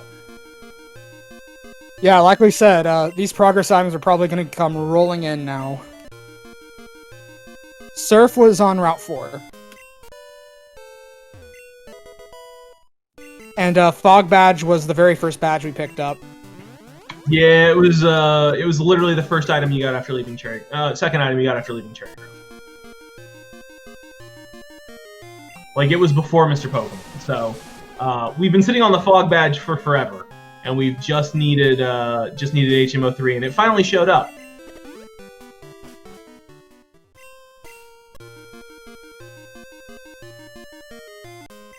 Yeah, Dirge brings up a good point. Misty could also still be required. She could have a badge as well. If she does, BadNewsNate is going to have that advantage come back to him, at least somewhat, by nature of the fact that he's already cleared out Nugget Bridge. But that's one item. There's Thunder Badge. That's one item that needs to have ended up there, and it's entirely possible, but odds are good that that item is probably something not useful. I don't want to say it definitely isn't, but... Yeah, at this point, we've kind of hit a gold mine of items so far after getting Surf. It's ridiculous. Yeah, Asazas has found like 4 key items in here, including like at least 2 badges. There's a lot of stuff. Which is the opposite of all of my runs. Can I at least have a Mount Mortar like this? Normally I get into Mount Mortar and there's nothing here.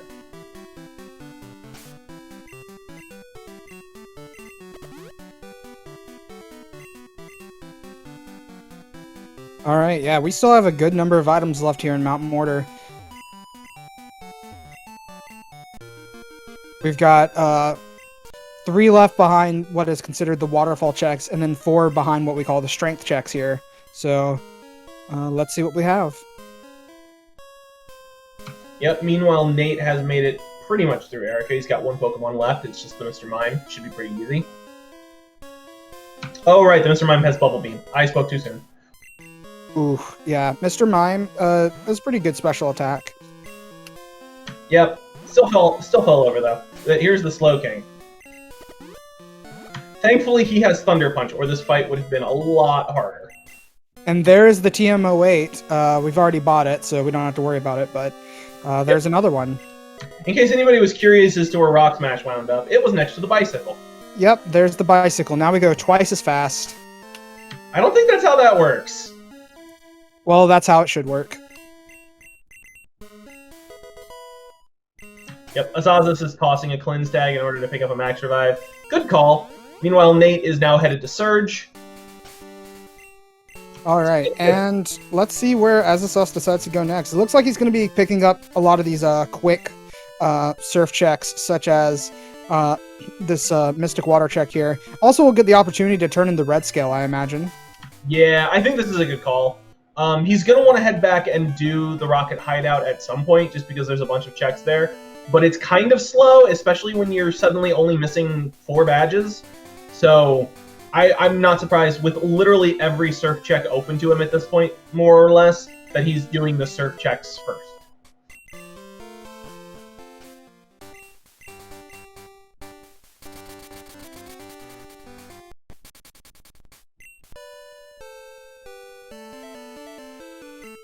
Also, yes, we are currently 5 badges away from Go Mode for Azazos. That's pretty big. 5? Yep. Oh yeah, you're right. I soul badge. Guys, my brain is absolutely fried. I apologize.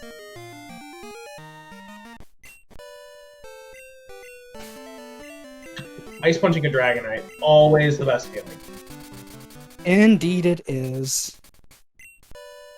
Alright, looks like we're going to be going for Flash Chamber next, if I had to guess. Oh, first he's going to be checking the cut check here, I think. Yeah, that's reasonable. I'm kind of surprised that he didn't roll the Ho-Oh Chamber check into this as well. But I kind of get it, because if you're going to go down to Azalea, you kind of want to be able to do Slowpoke well and the Waterstone check. So he's just hoping HMO4 shows up before he has to go down there.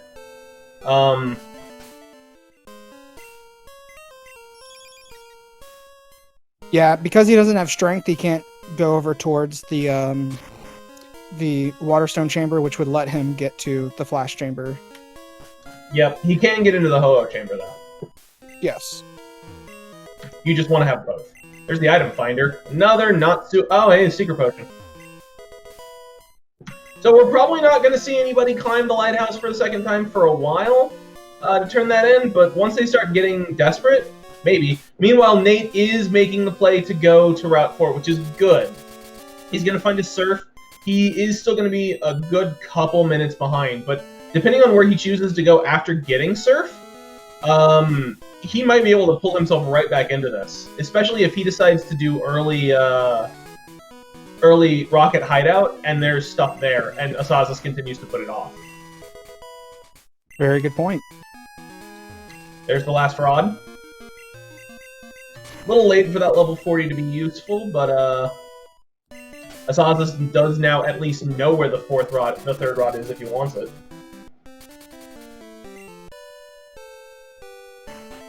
Yep, there's the Rocket Hideout.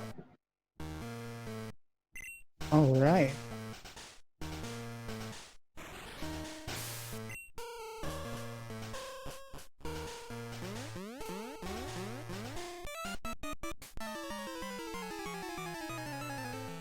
You know, it just occurred to me, and by it just occurred to me, I mean I just read it in chat and then realized what they were talking about. So thank you for this chat. Asazas did a whole bunch of like Kanto gym leader checks, having 2 cut checks available to him.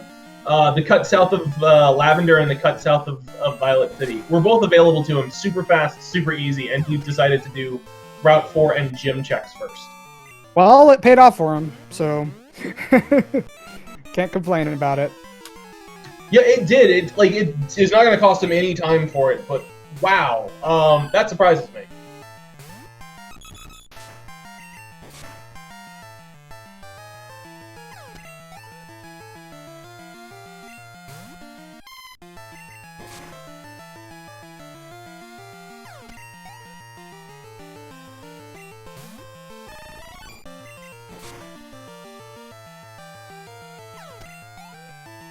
Nate is through the rival fight, so that's good. He's got one more fight left to go, and then he will also have his Surf. Meanwhile, Asazas has just gotten through the opening 2 Rocket fights in the Rocket Hideout, and is making his way down to the 3rd. All right.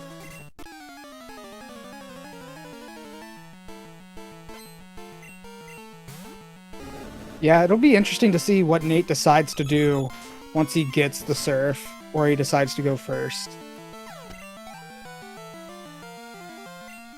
Yeah. Because with Surf, I mean, pretty much most of the map is opened up at that point, besides a few specific locations.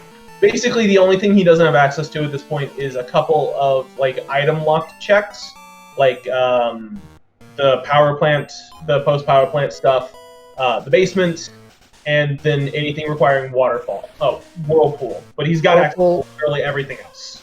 As well as strength, so he can't go to Blackthorn. Yeah, exactly. But that's still like almost all of them.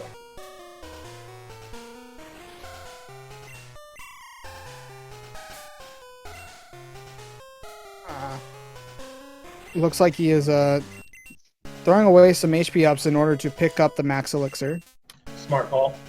I like it. Looks like Nate is also going to be doing all of Mortar, which makes sense. Yep.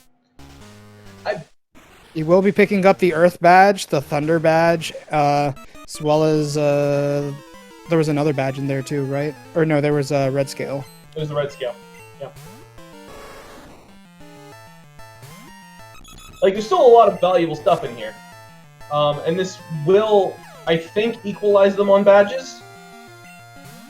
Nate does have to do the shiny Pokemon in order to get the Mineral Badge. Yeah, that's true too.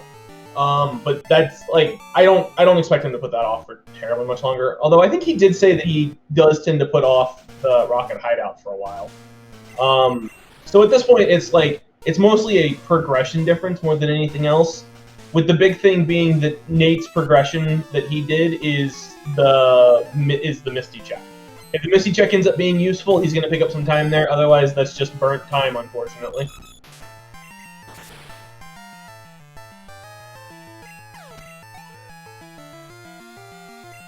All right, we are fighting the password rockets now on Azaz's side. Going to be able to get those passwords so that you can progress through the Rocket Hideout. Yep. Meanwhile, Nate is now teaching Waterfall, so we'll be able to get the rest of those checks here in Mount Mortar.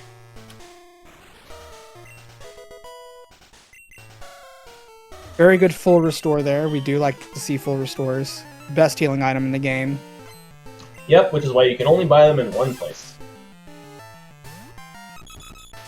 Technically, the Sacred Fire or Sacred Ash is the best healing item in the game, but you can't even use that in battle, I don't think. So, Nope. Not really that good. It's basically a Pokemon Center in your pocket, though.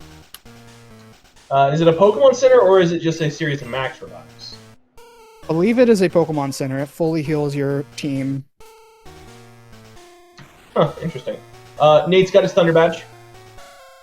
Meanwhile, Asazas is doing my favorite spinner pass ever. The fact that you can get around that guy just blew my mind when I first started watching these videos.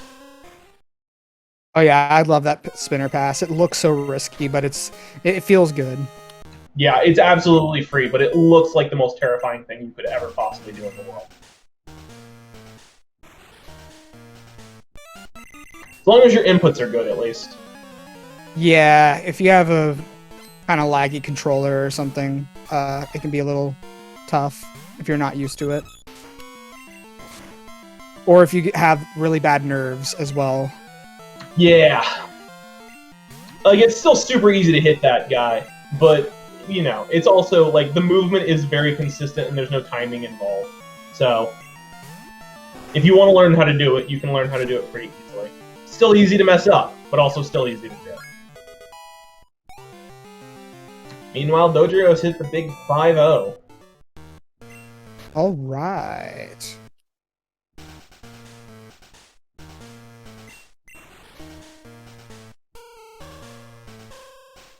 Yeah, so far there has not been any required items or any interesting items here in the Rocket Hideout, but there's still a good bit to go. Yep. Part of me was vaguely wondering if we might see, since Nate definitely at this point is thinking, I'm behind, oh god, I'm so far behind. I don't think we'd see ERC skip, but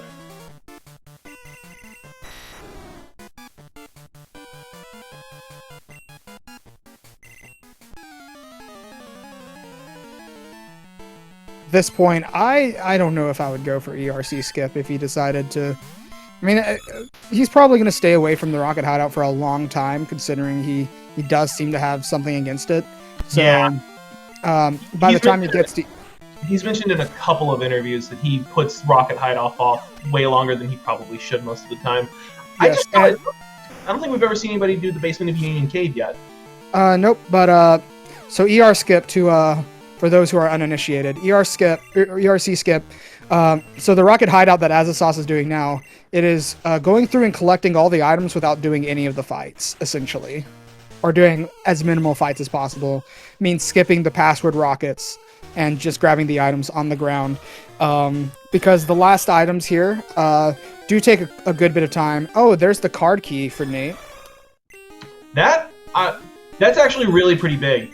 I'm not gonna say that it puts him like right back in this just yet, but so far Hideout's been a bust, and the fact that he's got the card key now means that he can go do the Rocket Tower, which has the potential to be very useful indeed. There's still no basement key, so that's a little bit rough, but oh, he's doing the, okay, yeah, right. I'm like, where's he going? He's going to the red scale. Yeah, so we have some legendary electrodes here. Ho-Oh, Entei, and of course, legendary Wigglytuff.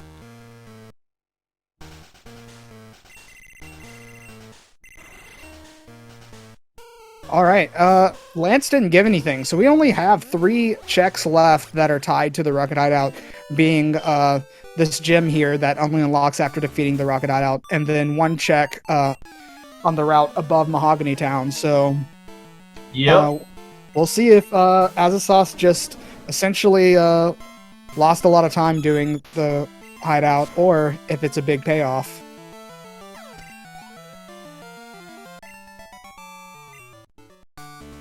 I'm kind of the opinion that you only consider the time lost if you do something and your opponent doesn't. Because if you both do it, then, like, it's still a wash. Oh, for sure, yeah. Yeah, time loss isn't the right word, but you know what I mean. Yeah, I do. Yep. Nate is doing Lake of Rage. It's going to be interesting to see if he's going to go also do the hideout as well, or if he's going to head down to the tower.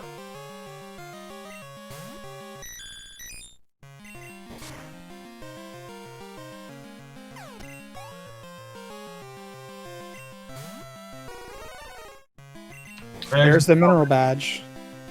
So at this point, it is basically just a progression difference for the two. I'm going to see what Nate does next. Yeah, Nate technically, as far as progress items, is ahead now that he has that card key over asazas. We'll see what Price gives. Oh, that is huge. That is big, yep. It makes it required, but Nate's already headed that way, so it's...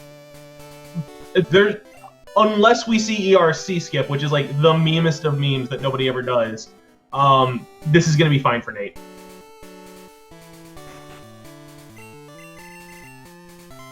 Alright, yeah, so we do get that Volcano Badge. So now we get to see what asazas decides to do next. Oh, he's going to do Soft Sand Girls. Or at the very least, he's going to check the surf item. Might actually do Soft Sand Girls as well. Yeah, I hate Soft Sand Girls as a check. I never do it. Like, I'll get this item and then just not do Soft Sand Girls. But that's definitely not the smart play. Don't be me. If you're at this point, like, grab the item, do Soft Sand Girls. You're already here. You have a level 50. Yeah, at this point, the Soft Sand Girls cannot get any faster than they can right now. You can essentially one-shot everything. And so, yep. This is the time to do it. Meanwhile, Nate has actually planned out his rocket hideout real well, because he's got 2 different moves that are completely out of PP. So he's going to get that free heal and get all that back after the next 3 fights, which he should be able to just one-shot through with Surf. Very good. We do like to see that efficiency of healing.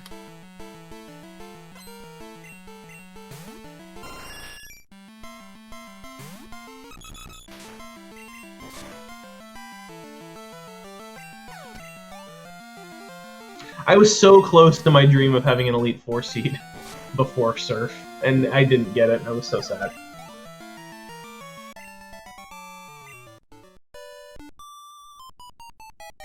Would you have liked it if you were playing the seed? Oh, I'm not playing the seed, so it doesn't matter.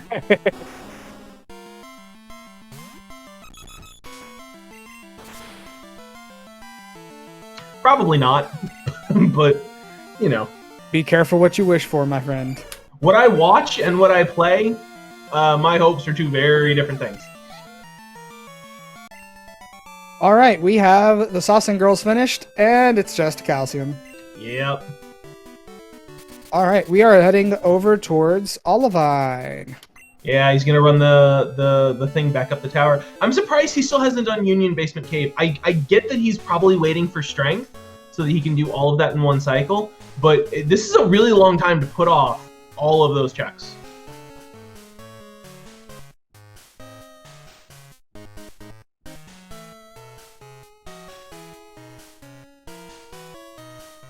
There's your heal. Yep. Super effective. Very nice. We're actually getting pretty close to the 2-hour mark now.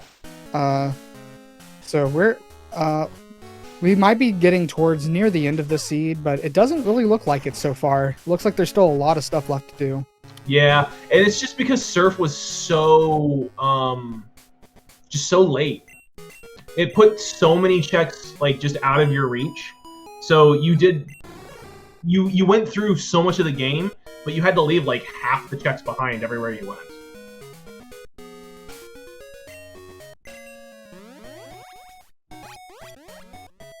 Alright, Jasmine has got her butt down from the lighthouse and back to her gym to do her job. So, let's see what she's got. There's 2 items here.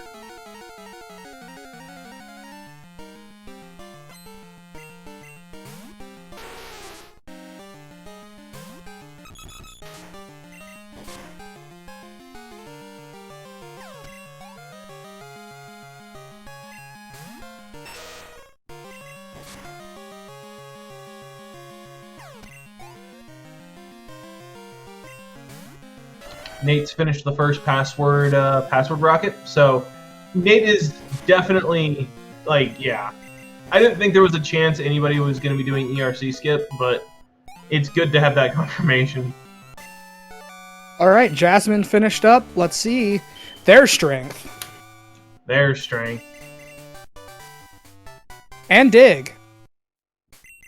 Dig is probably a little bit less useful at this point, but it's still nice to have in case you run out of escape ropes. The strength is the big one, because now I expect to see asazas head back down to Azalea, do the Slowpoke Well, and then Union Cave basement into Ho-Oh Chamber into Waterstone Chamber. Like, I expect that to be the path here. Real quick, I just saw a Fire Blast, Flamethrower, and Sacred Fire TM all in a row. Wow. The seed's pretty fire. Get out. You're fired. Get out. Boo, hiss. Boo, get off the stage.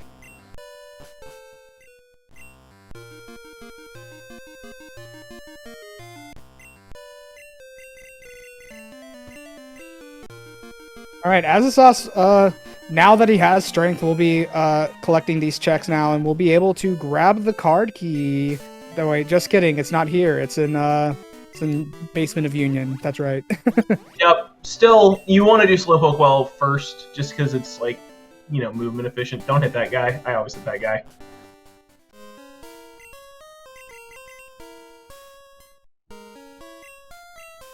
Asazas has put off some interesting checks to put off this seed, and it hasn't bit him yet, because I just occurred to me he also still hasn't done the path over to Ice Cave yet either.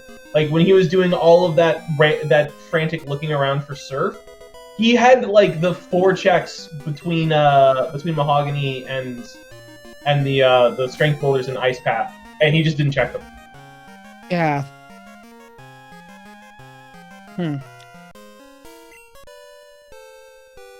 Again, it's super risky. But it definitely paid off. Well, also, you know, at that point, it's like, if it's not going to be at, say, Route 4, you just move on to those checks anyway. And while, yes, it's a bit risky, you do knock out, you go on ahead and get those out of the way, like Route 4. I guess. It just puts you so far behind. Like, it was, like, we didn't find Surf until, like, the hour 40-minute mark or something.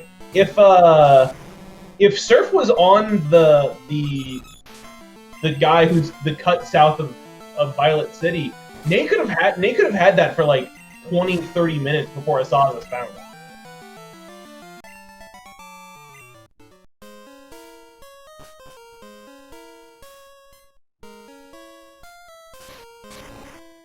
All right, we get to see the Ho-Oh Chamber now.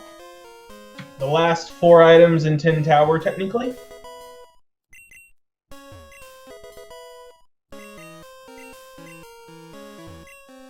And it's a dud.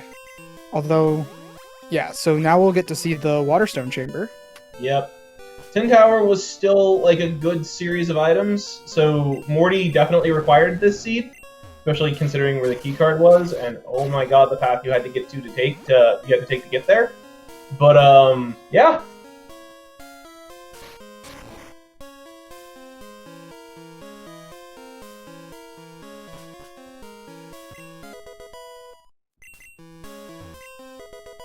There's the machine part. Plus an amulet coin and some black glasses. Not super useful. The machine part's interesting though, because it's another fetch quest item. However, it's like 4 items off this one, so that's useful. Meanwhile, though, Asazas is going to be heading over to Blackthorn. Yeah, so these items that Nate collected earlier, well, for one, he'll be able to get the Surf check here, which Nate will have to go back for. Yeah, but he's going to have to go back to the route anyways, because he didn't have the play point yet, so HP up. Ooh. Yep. Ended up not being anything important.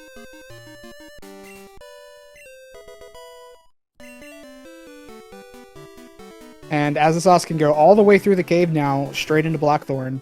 And there's going to be quite a few items to collect on the way.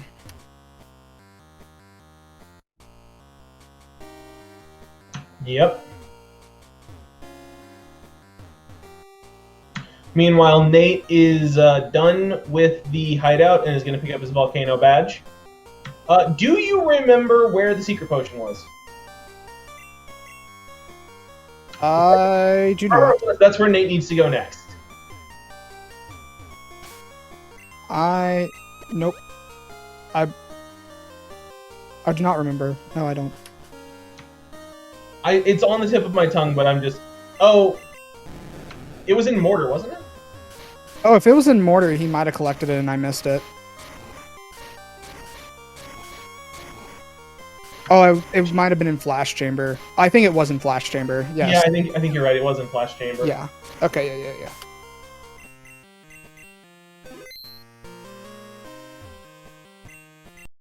All right. There's the Volcano Badge for Nate. Asazas making one of the very intelligent save resets to not have to walk all the way around again. And here's the last possible use of Rock Smash, a shortcut to get that item. That's literally the last thing that Rock Smash is useful for. Dark Cave, Burn Tower, that shortcut. All right, Nate. Looks like he's actually going to be heading into Tojo now. Ooh, that's interesting. You know, given the way Asazas has been playing this, if we find either the Glacier Badge or Waterfall here, Asazas might put that off for a while. There's the basement key. Ooh, basement key. That incentivizes... Oh, and there's Soul Badge, too. But that incentivizes going into the Rocket Hideout. But we haven't found Whirlpool or Glacier Badge. Very interesting. There's the Marsh Badge. Right, I was just thinking, like, if the Glacier Badge, if Glacier Badge shows up here or something, just the way that Asazas has been playing, he seems to be putting off the checks where it's like, well, I could go there and get half the checks, or I could wait and then get all of the checks later. So, like, he might have put that off just waiting for Whirlpool access so he could do all three of the items in that area at the same time. True. All right. Looks like that is Flash Chamber for Nate. He'll be grabbing the secret potion as it saws going into Dark Cave from Blackthorn's side. Yep. So we're down to 2 badges at this point, by the way. Yep. We between the 2 runners, we are only missing the Glacier Badge and the Boulder Badge. There's the secret potion for Nate. Yeah, you're right. It was in Flash Chamber. Good job, chat. Yes, Brock has been completed by both runners. It was during that mad scramble to find Surf. They both did it already. That was a nugget. Ooh, there's a Perish Song TM apparently. That can be a very interesting strat for, say, the red fight if you really need a creative way to get around a specific opponent. Yeah. It would be very slow, but if there's literally no other way around it, and you absolutely positively have to get there overnight. Wait, no. You positively have to get through some encounter. It could definitely happen. Yeah, Perish Song, I'm pretty sure Red is smart enough to switch out against it, but if you need to force a switch, that's a way to do it. Oh, he is? I was actually not aware of that. I'm pretty sure. I mean, I could be wrong. Someone could correct me. But I'm pretty sure that Red will switch out on Perish Song. Well, it's also found another max revive, so that's useful.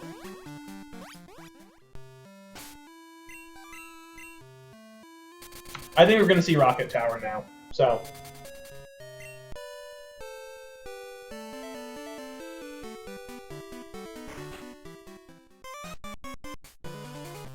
Yeah, we're seeing Rocket Tower now. Interestingly, Nate did the Ho-Oh Chamber, but hasn't gone to the lighthouse to get that strength yet, so he can't do the Waterstone Chamber yet. Nope.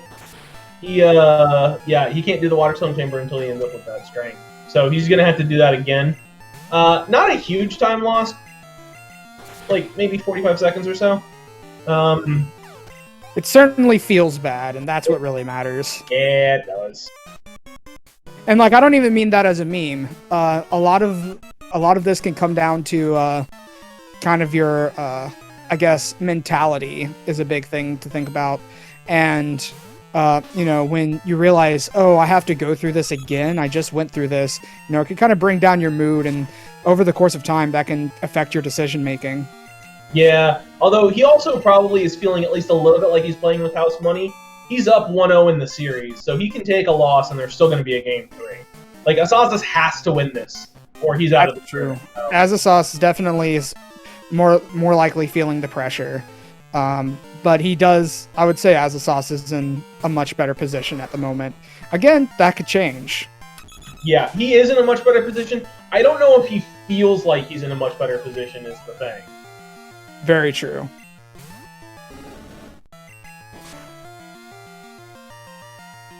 Plus, despite everything that we've been talking about, oh, we're super close here, we're super close there, there's just a chance that something is like Whirlpool. Somebody mentioned this in chat again. I'm stealing your idea again.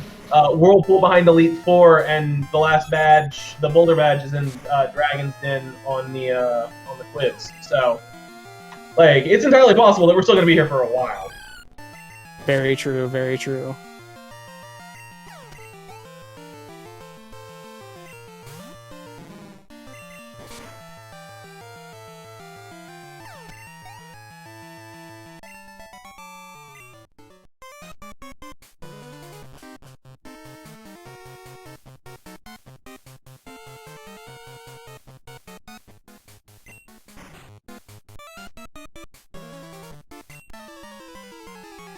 Alright, so Asazas about halfway through the tower. Meanwhile, Nate will be picking up that HMO4 now. Yep, that's useful. So, at this point, I suspect we will probably see him do... Actually, I don't know, because he's already done both... okay, he is doing Ice Path. That is reasonable to me, because he's already done the front of Ice Path, and he's already done the front of... Union Cave. He's already done the back half of Union Cave, so he's already retreading ground no matter which way he goes. But he is gonna find. Well, he'll find the Soul Badge, which actually, this will put Nate in a badge lead eventually, unless there is a badge directly involved with the Rocket Tower. Yep, that Marsh Badge is basically Nate's biggest ace in the hole right now. It's not so much that it's like, oh, he's in the lead from this. He's still definitely behind. But it's like the one advantage he has over Asazas right now. If you're pulling for Nate, you kind of just want to hope that that item being there is enough of a crutch to kind of help him get back in this. Yeah, that being said, the Marsh Badge is not in a bad location at all. It is... just out. I mean, it's like one of the main Tojo checks, pretty easily accessible. So it really comes down to, does Asazas just put it off for a while and for too long? Yeah, which normally I'd say like, oh, he's gonna check that relatively soon, but I mean, with the way this seed has, I feel like flustered both runners, he might put it off for a while. Yeah. That being said, we do. If there is something in the rocket tower or in the radio tower, that's going to be very, very good for Asazas.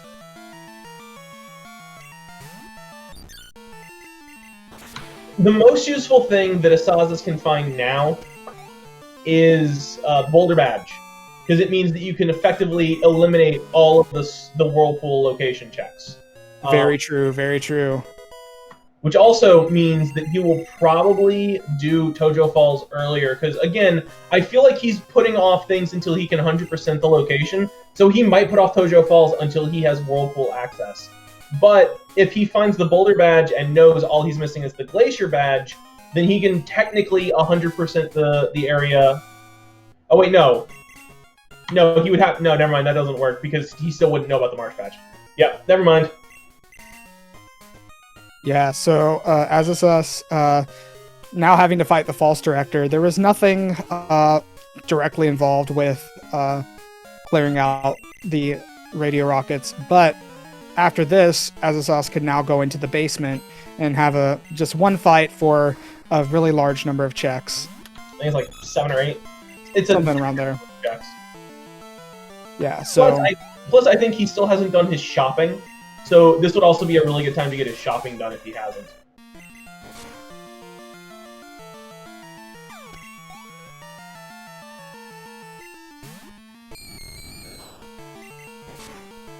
I tell you, this tournament has spoiled me a little bit in terms of seed stuff. I totally forgot. I started doing crazies recently with hidden items, and I totally forgot that no vanilla basement is not a modifier that is normally on our just default seeds. And so my very first crazy hidden item, I thought I got soft lock because I couldn't find the last badge, and it was just in vanilla basement. yeah, ooh, that's unfortunate.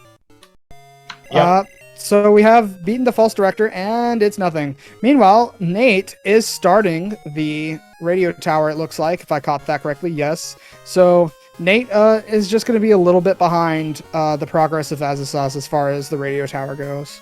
Yep. And knowing Nate, there's a decent chance he skips false director, so he's going to make up a little bit of time there as well.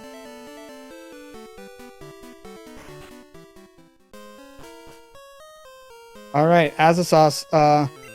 Asazas does have to fight this trainer first. Yep, Nate's the one who fought it earlier for experience on the Moltres. Yeah, so, if Nate decides to skip false director and go straight into the basement, plus fighting, not having to fight that trainer that Asazas is fighting now, that actually helps Nate save a little bit of time.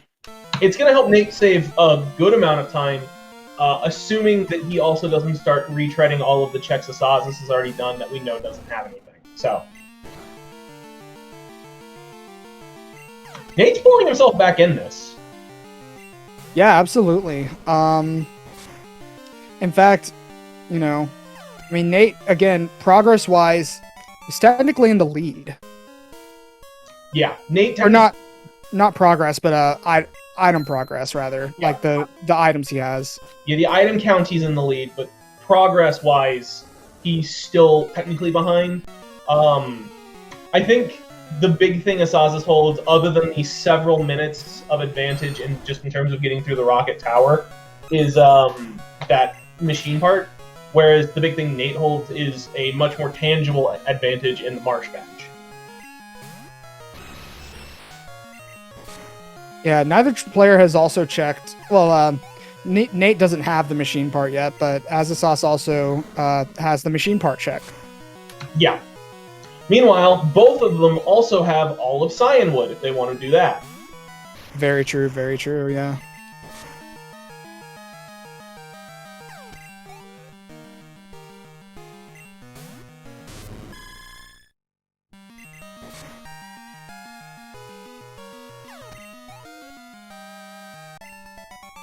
So I think it's just going to be most interesting to see if Nate decides to do the Waterstone Chamber or if he puts it off. Because he's already been through that area twice already.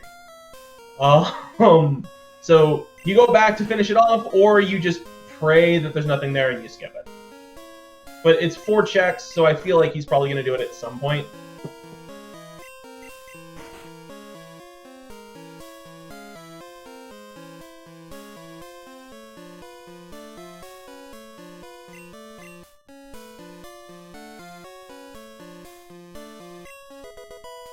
All right, so nothing yet in the basement. Yep, 2 checks down and a bunch more to go.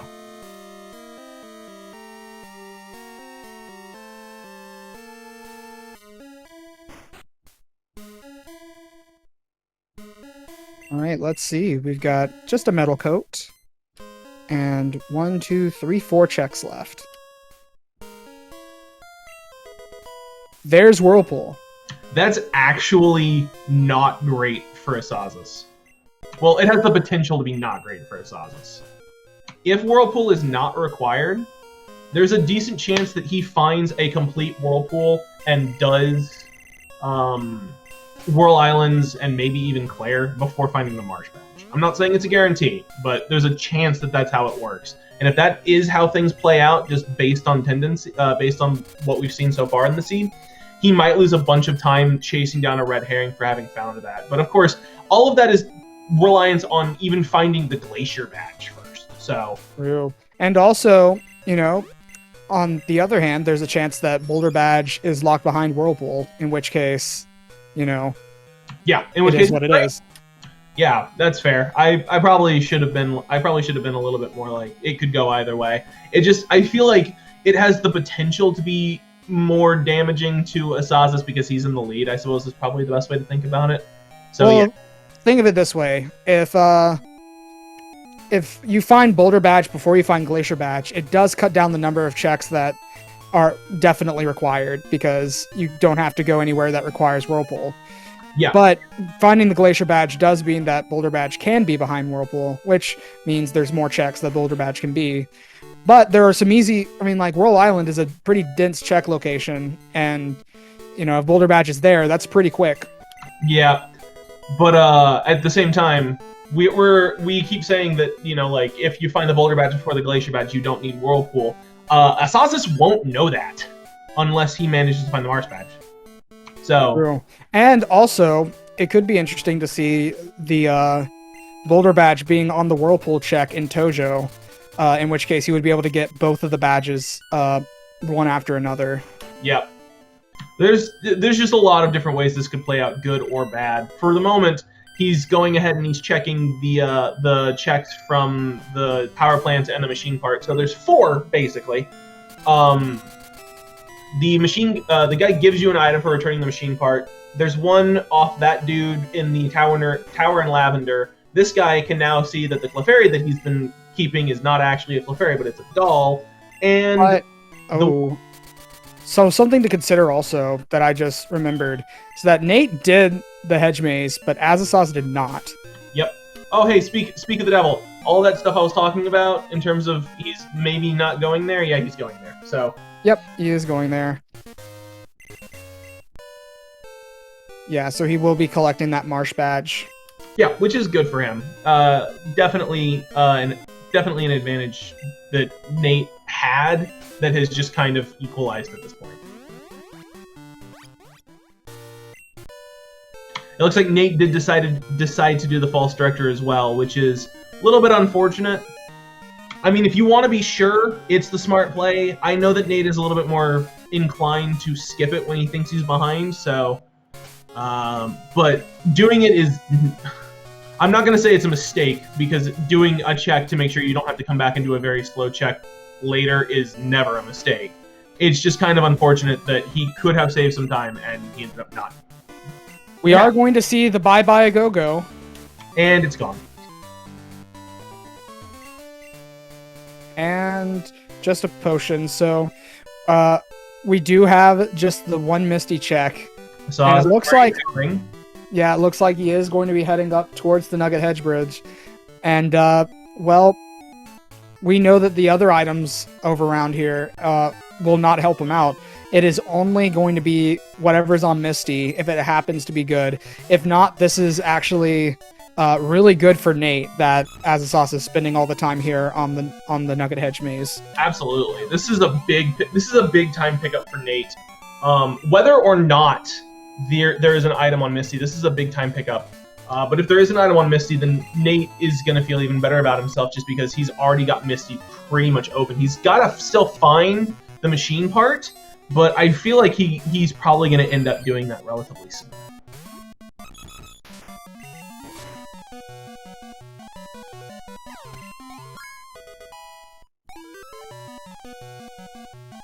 This Dodrio is just getting ridiculously strong.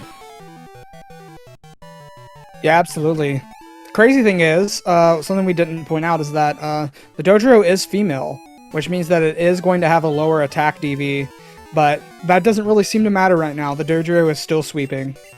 Yeah, I know a lot of people put a lot of stock into if your physical attacker is male or female, and I get why, and it's totally a valid thing to do, but at the same time, like, once you get to, like, level 50, what's the difference between a 15 DV and a 6 DV? Is it, like, it's like 10 points in attack, right? Like, it's not that much.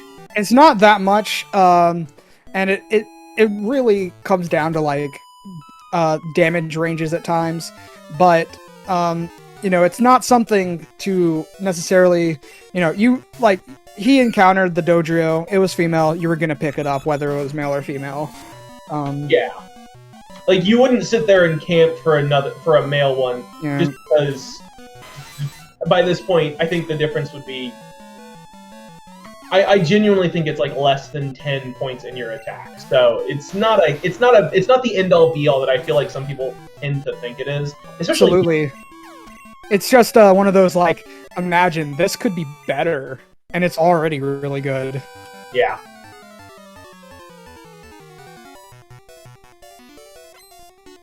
Alright, Nate is done with the underground. Where does Nate go next? Soft sand, apparently. That's what it looks like.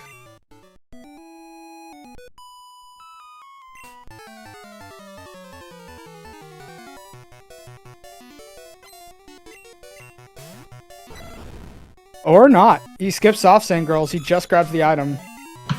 See, that's the way I do it, and that's just because I really don't like Soft Sand Girls. I have been told that is not a good way to do this area, but I can't help myself. I don't like the Soft Sand Girls check. There's not necessarily a wrong way. The Soft Sand Girls is a pretty long check, and in this case it pays off for Nate since Soft Sand Girls isn't required. But the one time it is required, it feels bad. I've had my breakout item be on Soft Sands before. That was not fun. There have definitely been races that I have won strictly because I did Soft Sand early and my opponent didn't. And by contrast, I would say I don't think I've ever lost a race because I did Soft Sand Girls and my opponent didn't.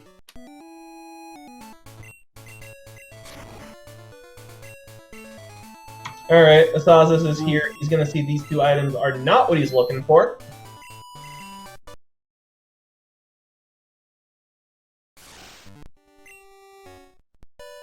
Meanwhile, Nate is headed back to the Waterstone Chamber, so Nate is on the path.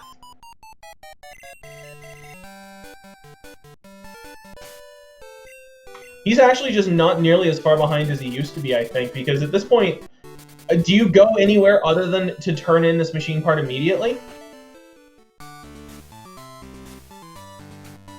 And then after that... Very true, very true. The machine part checks are, what, all of them are just, like, there are a couple of, they're like a minute each, tops.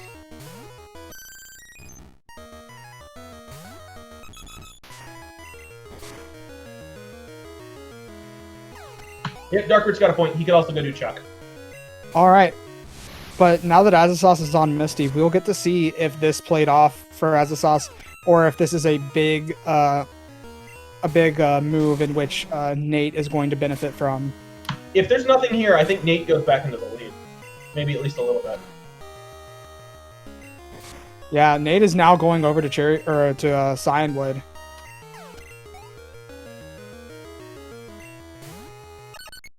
Like, I do genuinely think if there's nothing here, then it's probably in Cyanwood, and I think Nate's just in the lead. Let's see. And it's TM40. Wow. Okay, well, let's see what Nate finds in Cyanwood. Meanwhile, we'll get to see Azas's next move as well. It's also Cyanwood. Yeah, looks like they're both going to Cyanwood. So depending on what, if any, items are in this location, Nate might have just jumped out in front. Yeah. If they find Glacier Badge here, then odds are good Boulder Badge is behind Whirlpool, and Nate is just straight up in the lead. Like, he will do the Glacier Badge checks before he does the machine part checks, I would imagine.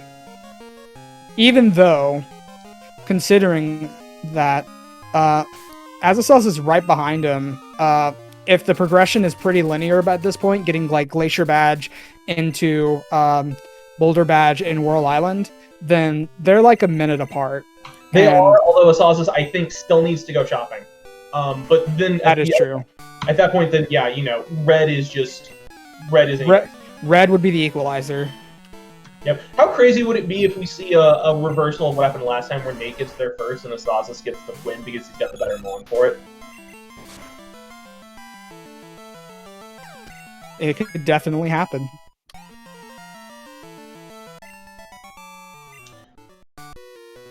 I think it's a little bit less likely, just because the big thing that the Moltres would be afraid of that the Dodrio wouldn't is a water type, and the best water type move is Surf, which the trainers can't have.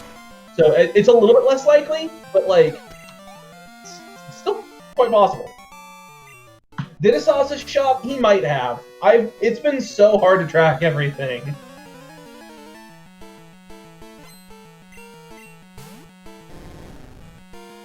The crazy thing about this seed is that with how awful everything has been and how long it took to get like into a big open area and how much they've had to do and how close it's to 100% seed, they're still only on 2 hours and 23 minutes in. Yep, that is absolutely true. Okay, Asazas has done his shopping, so I apologize. All right, yeah, so it really just comes down to, I mean, at this point, Nate is just a fight ahead.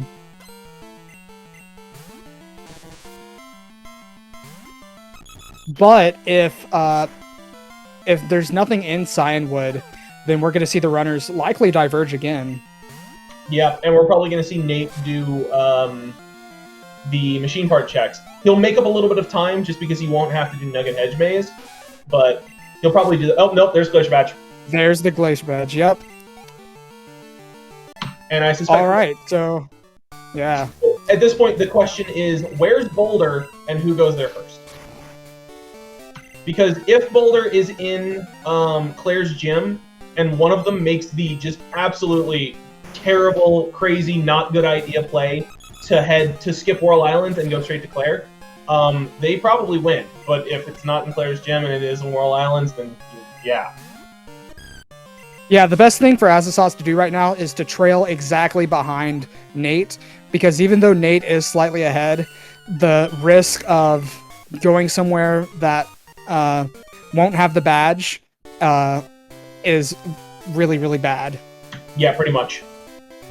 You would rather be slightly behind Nate going into red versus being incredibly behind Nate going into red. Yep. You'd rather be ahead of Nate going into red, but it's basically feast or famine. Either you're going to be guaranteed to be slightly behind going into red, or there's a coin flip between being ahead or being just incredibly far behind. And the risk of being incredibly far behind is just not worth it. Yeah. That being said, it does look like Asazas is going into Whirl Island, so it will be a slight trail behind.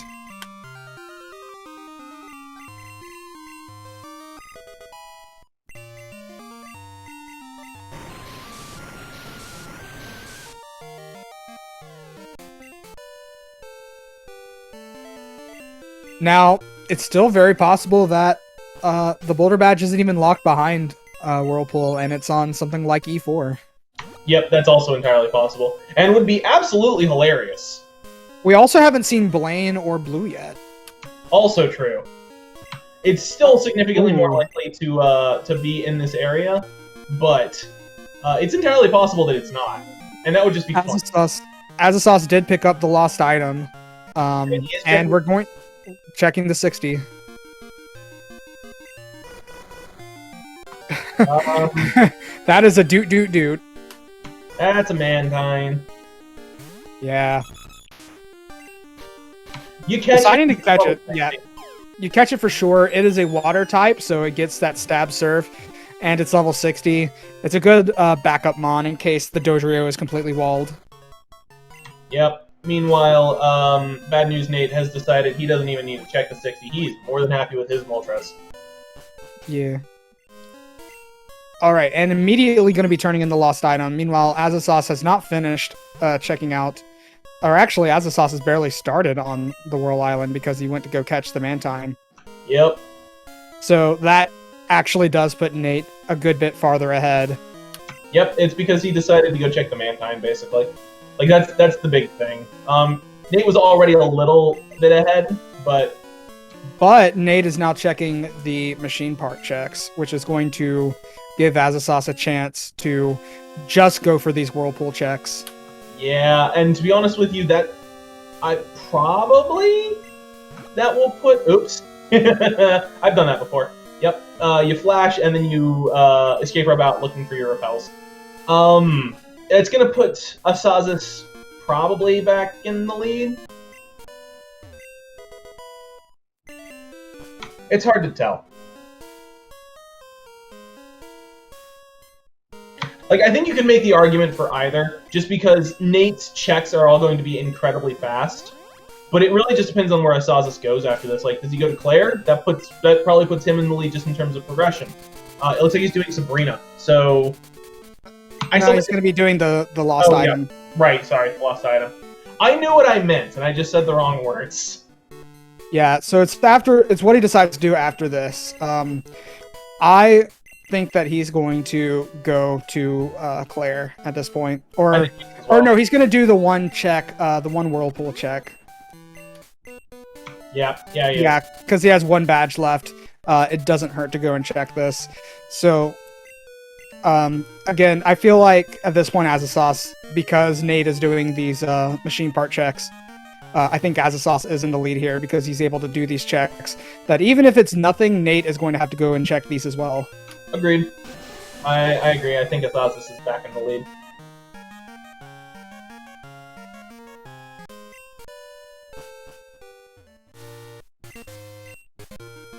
Basically, if Nate didn't make these plays, he would stay in the lead, but it doesn't make any sense for him to not do them, if that makes sense.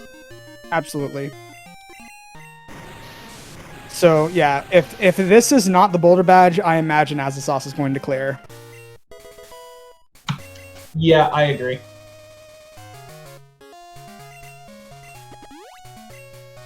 Yep, using that max elixir and heading straight into Blackthorn. That looks like Claire to me. I would not be surprised to see Nate do Claire instead of going to the Whirlpool item behind Tojo as well. So he might make up a little bit of time there. I actually would be surprised. Reason being, with only one badge left, it's going to be a one-off check. So, doing a one-off check is probably the best move. So I would be surprised actually if Nate decided to do Claire first. If he had two badges left, Claire at first would actually, I think, be the smarter move. Yeah, I say that I wouldn't be terribly surprised just because I think Nate is playing a little bit like he thinks he's behind, just because of the way this seed has gone.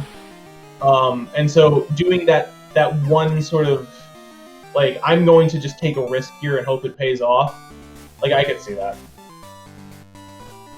I don't think it's to the level of I'm going to do the Elite Four and hope it's there. But, I could definitely see it. Hey, there's a high jump kick TM for the Dodrio. Very good.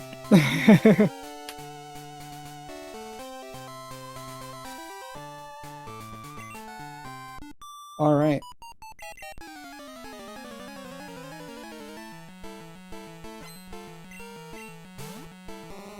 And we have passed the 2-hour, 30-minute mark.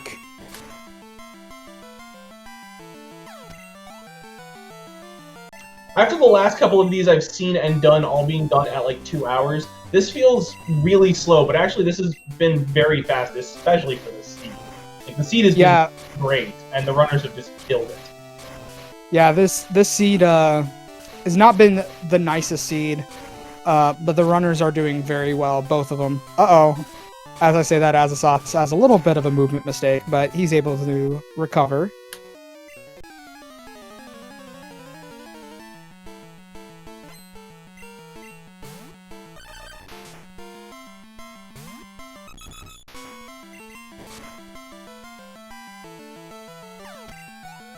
Meanwhile, Nate is going to be checking the strength check here. He hasn't checked yet.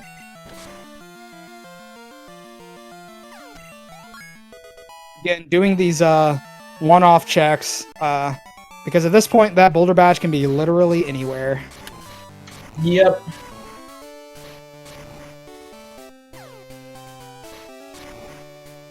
Something he might be keeping in mind is that if it was in too obvious a place, the seed might be over already.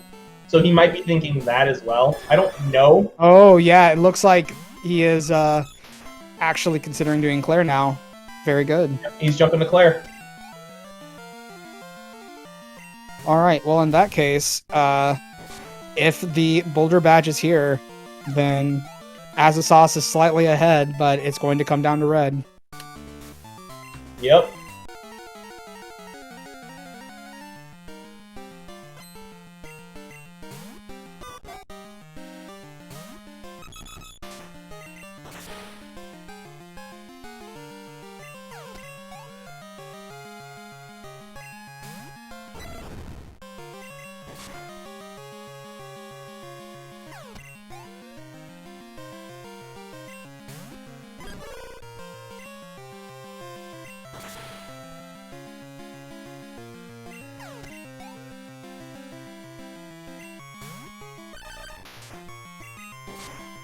Yeah, unfortunately, this section of the run is very just fight heavy. So both both mains are able to completely sweep their opponents, and so not a lot to comment on. But Asazas is now through the Claire fight, so we can go straight into the den. There's just one more fight with a trainer with just one Pokemon, and then we'll be able to see the items. I thought this trainer had 2 Pokemon. Just one. I have not played in too long. Dear Lord, save me from myself. I do think it is hilarious that the trainer just ambushes you as soon as you come in. Yeah, and not only does he ambush you as soon as you come in, he's like, "What are you doing in here? Nobody's allowed in here," and then tries to kick you out. And it's like, dude, I was told to come here to get my badge. Ooh, missed high jump kick into thunder paralysis. Not good for Asazas. That's unfortunate. Thankfully, it's a Graveler. It's slow. You don't miss the second one. You're okay. And, alright, so let's see what we have. Never Melt Ice.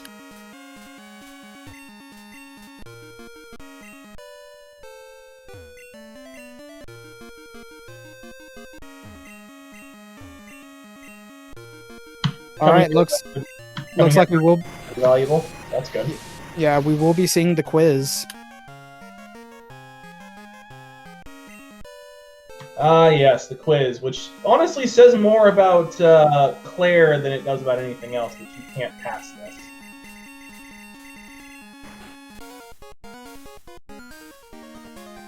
So I want you to notice something. So you notice how she, like, swag walked in, right? Watch as she leaves. She's not going to swag walk, she's just going to normal walk. That's such a nice little touch. Yeah, no, she's she's mad that you passed. Exactly. Like, they really showed the character, like, she doesn't have to walk that slow. She just chooses to. Yeah, and then she gets mad and storms out on you after you basically beat her at her own game. Claire is the paragon of maturity in this game. Oh! Alright, so Water or Whirlpool is not the progress. Is it on Elite Four? No, we got Blaine in blue still. Okay. We've got Blaine in blue, yes. But wow, that was a huge red herring.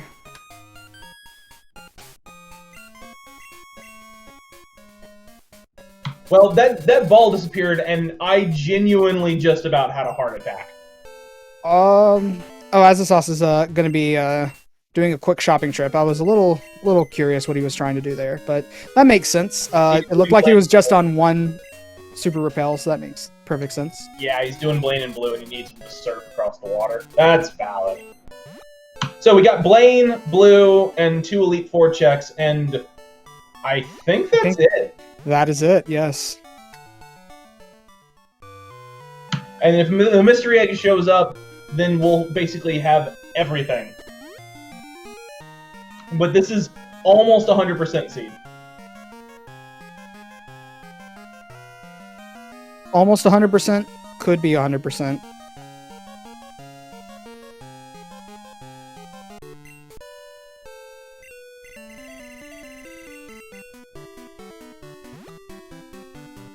Alright, there's Blue demonstrating his magic flying abilities.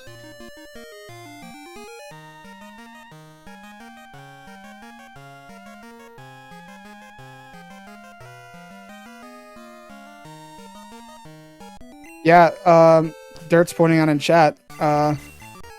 Nate could very well YOLO the E4 here, and that would potentially be I mean, it'd be a risk, but could be what secures him the win if he were to decide to do that. I would not be surprised to see it. I genuinely wouldn't. The first one of these that I commentated, I don't think. Actually, I think Nate was one of the runners. Both runners were basically clearing various different Kanto gyms, and they each cleared about half the Kanto gyms. Different gyms, mind you. And then both of them simultaneously went, if the seed wasn't an Elite Four seed, it would be over by now. And both went to Elite Four simultaneously. So, yeah, now it looks, because we just saw Blaine's item, it is statistically more likely that it's going to be on E4 than blue right now. Of course, Asazas should fight blue since he already committed to fighting Blaine. But for Nate, his best move right now would be to go directly to E4. But it does also make sense to go check this Whirlpool item really quickly. Yeah, I agree.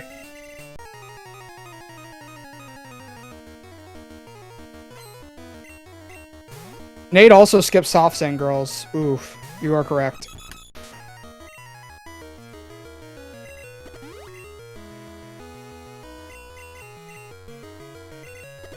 So, blue opened with a Dodrio. Oh. A Kinesis Dodrio, in fact.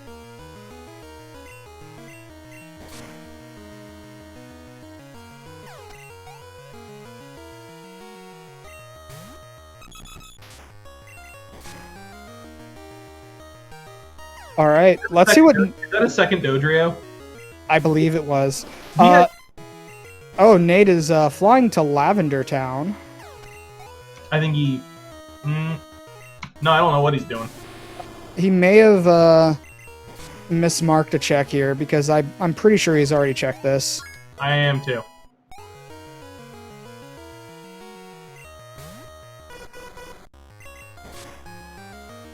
Yeah, he might have just forgot to mark it on his tracker or something. Yeah, he's just checking to make sure that he's already got this. Happens to the best of us. I might have lost a race to him because I did something similar and got kicked out of the tournament. So, you know.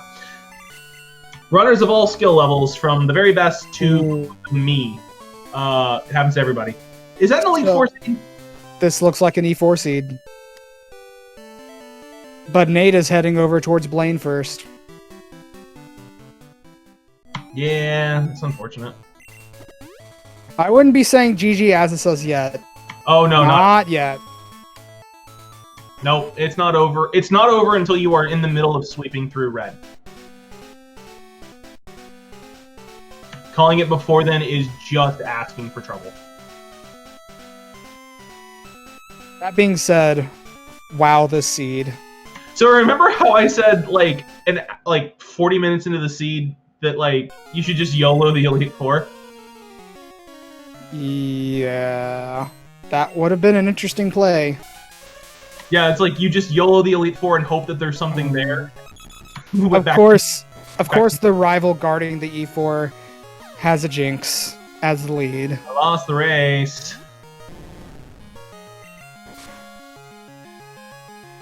Yeah, Dark Rit's pointing out, if you did the Elite Four before the Route 4 check, you win this seed pretty much immediately.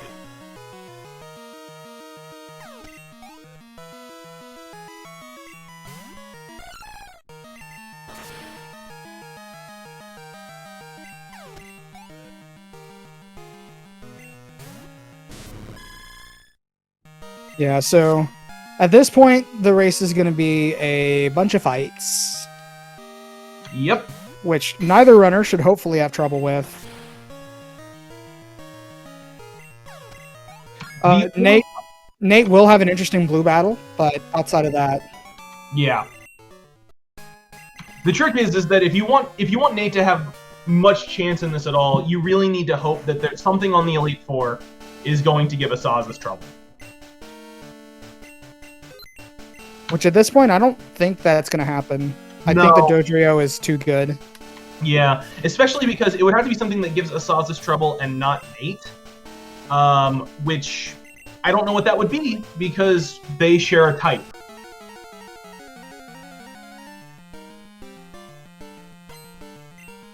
Ice type. Yeah, you're right. It would be an ice move. But Dodrio is fast and it's strong. There is not much that's going to outspeed this Dojo that could show up in the E4, if anything at all. Now that the Dojo also has a bunch of EVs or not EVs, but well, essentially EVs, right? The stat experience. Stat experience, yeah. Sorry, the word escaped me.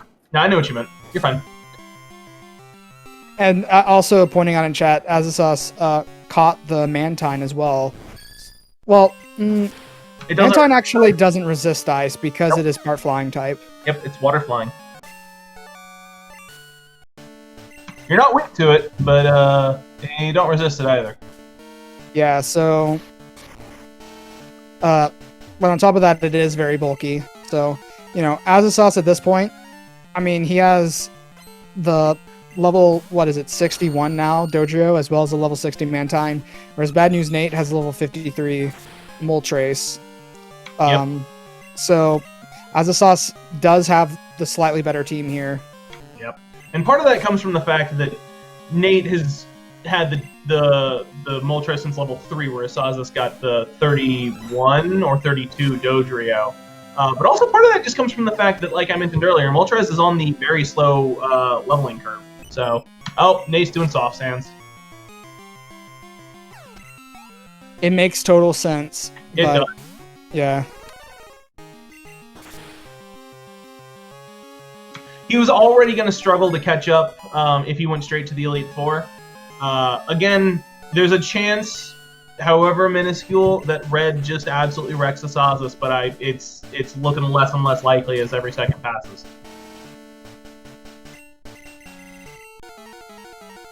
Yeah, meanwhile, Azazas is halfway through the E4. And that Weedle is not threatening whatsoever. I don't know, man. That Stinger looks sharp. Bruno is really bringing his best today.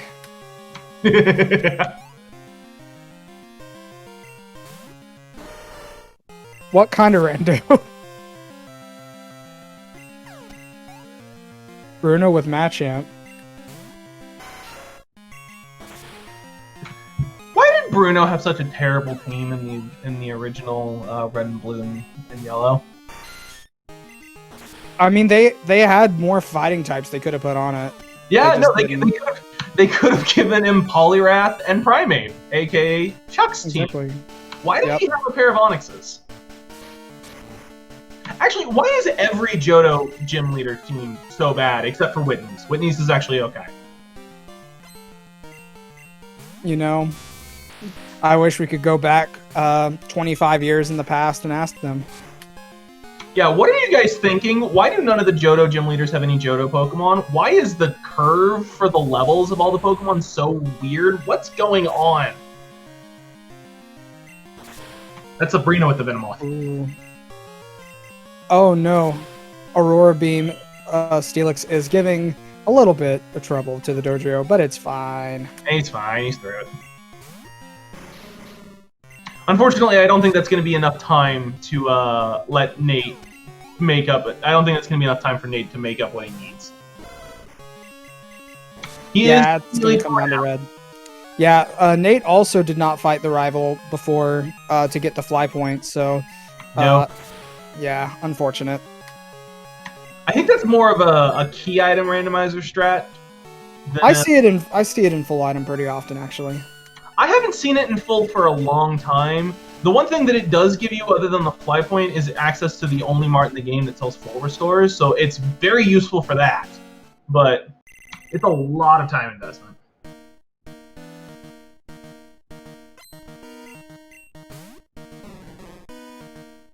Ooh, Lance sending out the duck. Quack. And a legendary beast. So that's a little bit more threatening. Not by much. Just a little bit. Oh, it has return. Well, that burn. I saved him a little bit of time, I guess. Ooh, a Zam. It's not fast. It's not high enough level. Nope, but it could have been. And a Kingdra, wow. Okay, outside of the duck, Lance looks like he's running a bunch of very good Pokemon to run in these randomizers. Yep. Side note, when I say that I love running Kingdra, the fact that that Kingdra just survived that hit is why.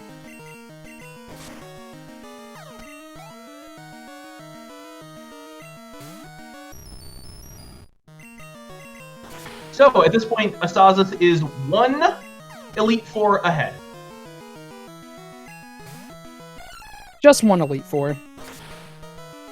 Yeah, that's only a couple of minutes. Well, one Elite Four and champion.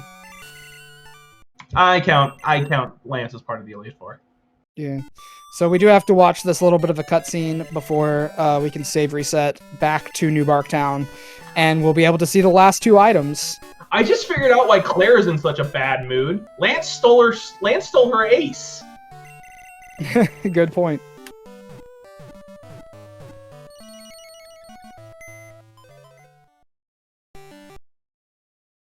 All right, let's check out these items. Will it be a 99.9% seed or a 100% seed? I'm rooting for the 100. Oh no, I want this to be nothing, and then I want oh dang it. Okay. I want the other item to be the mystery egg. There you go, yeah.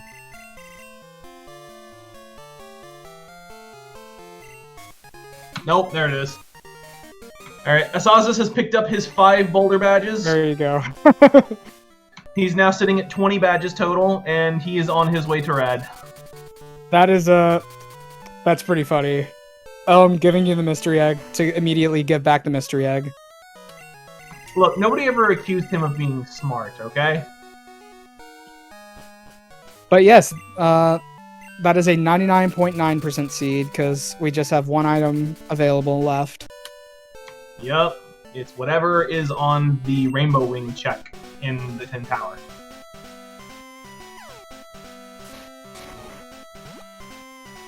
Would you like an egg in these trying times? Look at this egg! Now give it back. I've never seen this before. This is an amazing discovery. Here, take the boulder badge and also 4 more boulder badges than you need. Yeah, I swear they're not counterfeit. We just mugged some kids who passed through. Don't worry about it. It's not a big deal. That being said, Asazas is in go mode, so we will be seeing red in just a moment. I don't think Nate thinks he's ahead. I think that Nate knows that he's got the 1 free loss that he can take, and so he's just playing this out. Although, actually, now that I think about it, that gives him more incentive to YOLO the Elite Four, so what do I know? I've been wrong about everything today. Don't listen to me. Why am I even here? Alright. Let's just see, it's very possible that this red is a gigantic troll.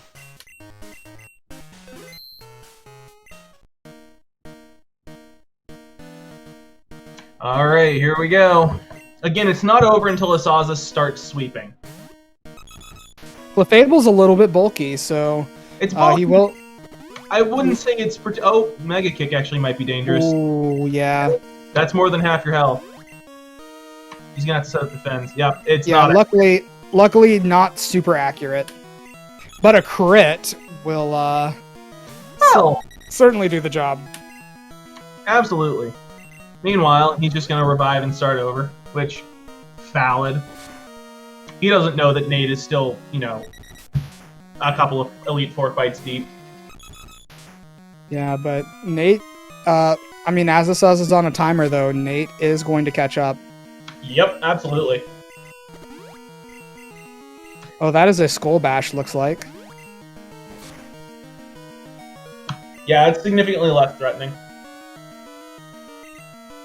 Both because of the extra turn and because you can just X defense.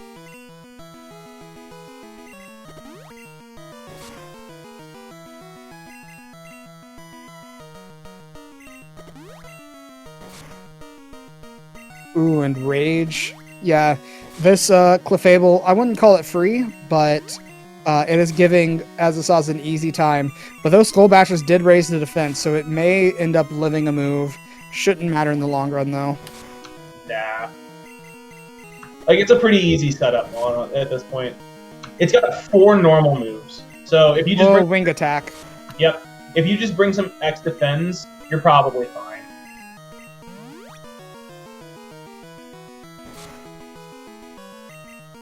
All right, and we begin the sweep. There's one. Meanwhile, we're not even talking about it. Nate's on Lance. That is true. Like, he's objectively not far behind. It's just unfortunate that it's so late in the race.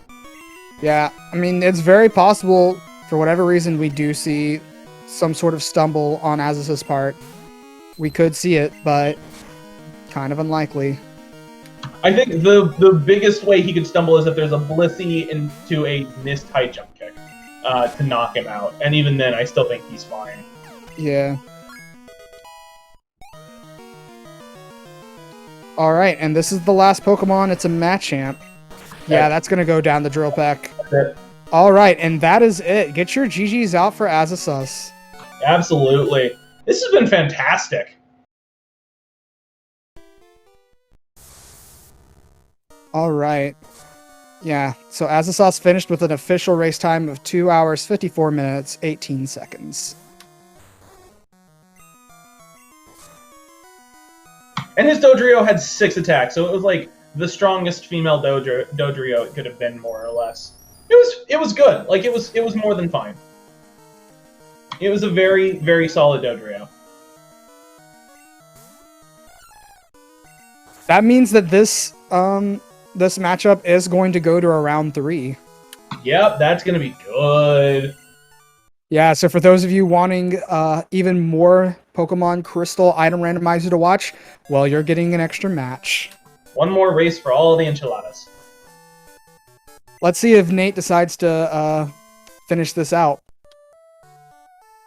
It looks like he's going to. I feel like if he was going to forfeit, he would have done it as soon as Asazas' done came through. So I think he's going to finish it out. He should have just as easy a time setting up and sweeping through as Asazas did. So.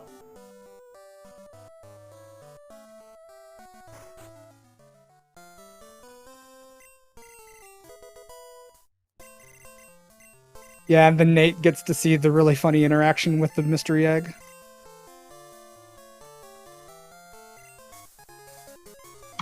I'm still waiting for an exchange that has you show the mystery egg, get them go and do the Elite Four, get the mystery egg to get the Rising Badge, and then turn around and go back and show him the Rising Badge. Yeah, that'd be pretty good.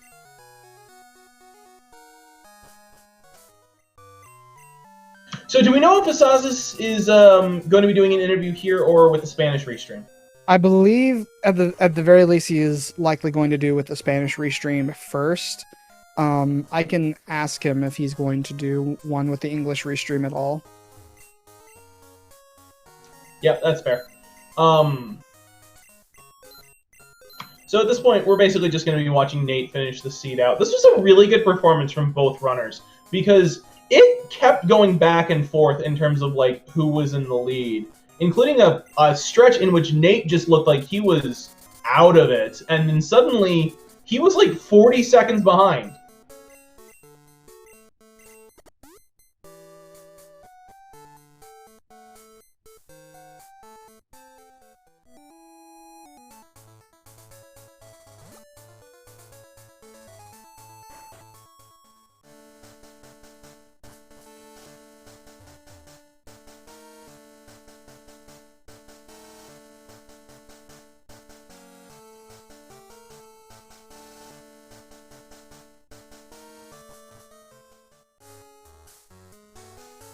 Nate is electing to do Dark Mount Silver.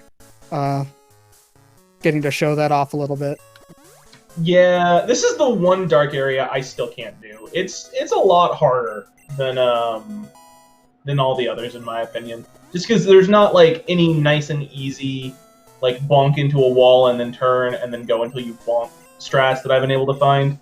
So basically you have to go based on the positioning of the visible item balls, and I'm just not good at it. Yeah, it's a little bit tough, but pretty satisfying. That being said, it is somewhat of a shorter room, and so it doesn't actually save a whole lot of time over using flash. Like just a couple of seconds, really. Yeah. But yeah, no. So we've got a tie series.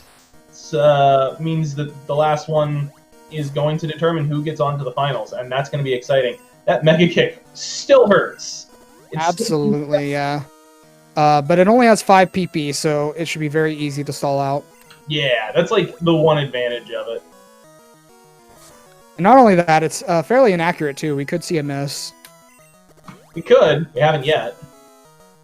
That is 4, and unfortunately got the critical hit, but Nate is going to do the right thing and use a max revive instead of restarting the fight. Or just a regular. Yeah. I have confirmation Asazas will be coming in a couple of minutes. So. Yep.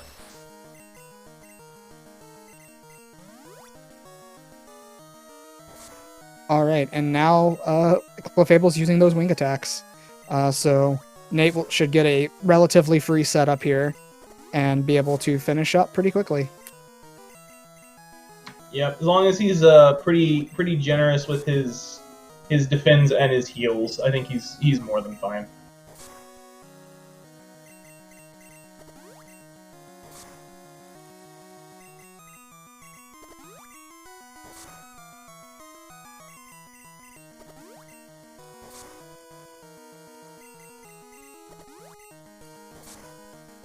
It's interesting to me that despite the fact that this was a 100% seed, more or less, he still didn't break level. Still didn't break level 60. Yeah, it's that legendary EXP curve. Oh yeah, happy 3 hours, by the way. Happy 3 hours. That legendary EXP curve can just be brutal. A lot of times it really doesn't feel like it plays into it because the difference in levels is made up for in the difference in base stats. But sometimes, like, man, I kind of wish I was running a Dodrio. Yeah, and it's not only the legendary XP curve, it's that he got this Moltres, I believe, at level 3. Yep. So he's had it the entire time. He didn't just get it at a higher level and then move on. Like, he got it at almost the lowest level possible. Yep, pretty much. That being said, both runners had very good mains, I think. I think the Dodrio was maybe a little bit faster in the long run, but ultimately they were both pretty comparable. Yeah, I think the Dodrio was the Dodrio in the hindsight was definitely the better of the two. It was that drill peck showing up that really made it just, okay, this is definitely going to work out. Meanwhile, commiserations to Nate, who finishes with an official race time of 3 hours, 1 minute, and 13 seconds. All right. He's almost exactly 7 minutes behind, asazas. Yeah, and Nate should be joining us in just a moment. GG's, Nate. Thanks. Well played, man. I tried my best. That's the most important thing. Yeah, exactly. You both were pretty much neck and neck the entire time, to be completely honest. Like, you guys were switching very slight leads back and forth. So both of you played so well. Yeah, it was just unfortunate that Elite Four was required. So just I knew I was dead to rights because of Elite Four, but you know, I mean, it happens. Yeah, there was a stretch of time in which, like right at the very beginning, where you guys were, I feel like you only missed each other by like a couple of seconds. The crazy thing is that your routes diverged very quickly because you did Azalea, and Asazas, who could not find anything better than a Mr. Mime, was like, you know what I'm going to do? I'm going to go to Kanto. And broke for Kanto. And then, like, not even 15 minutes later, after doing a whole bunch of just completely different checks, you're at the exact same spot in Whitney's gym at the exact same time. Oh, wow. That's very interesting. So that Moltres was really good. I was debating on whether or not I wanted to main switch off of it. And it came with Stab Flamethrower, which everybody probably saw, but that Moltres really carried me big time. Yeah, no, the Moltres was Yeah, it was a fantastic Moltres. One thing I found very interesting in the run was so both of you actually entered the boat at roughly the same time, and it was pretty funny. You were actually ahead through most of the boat.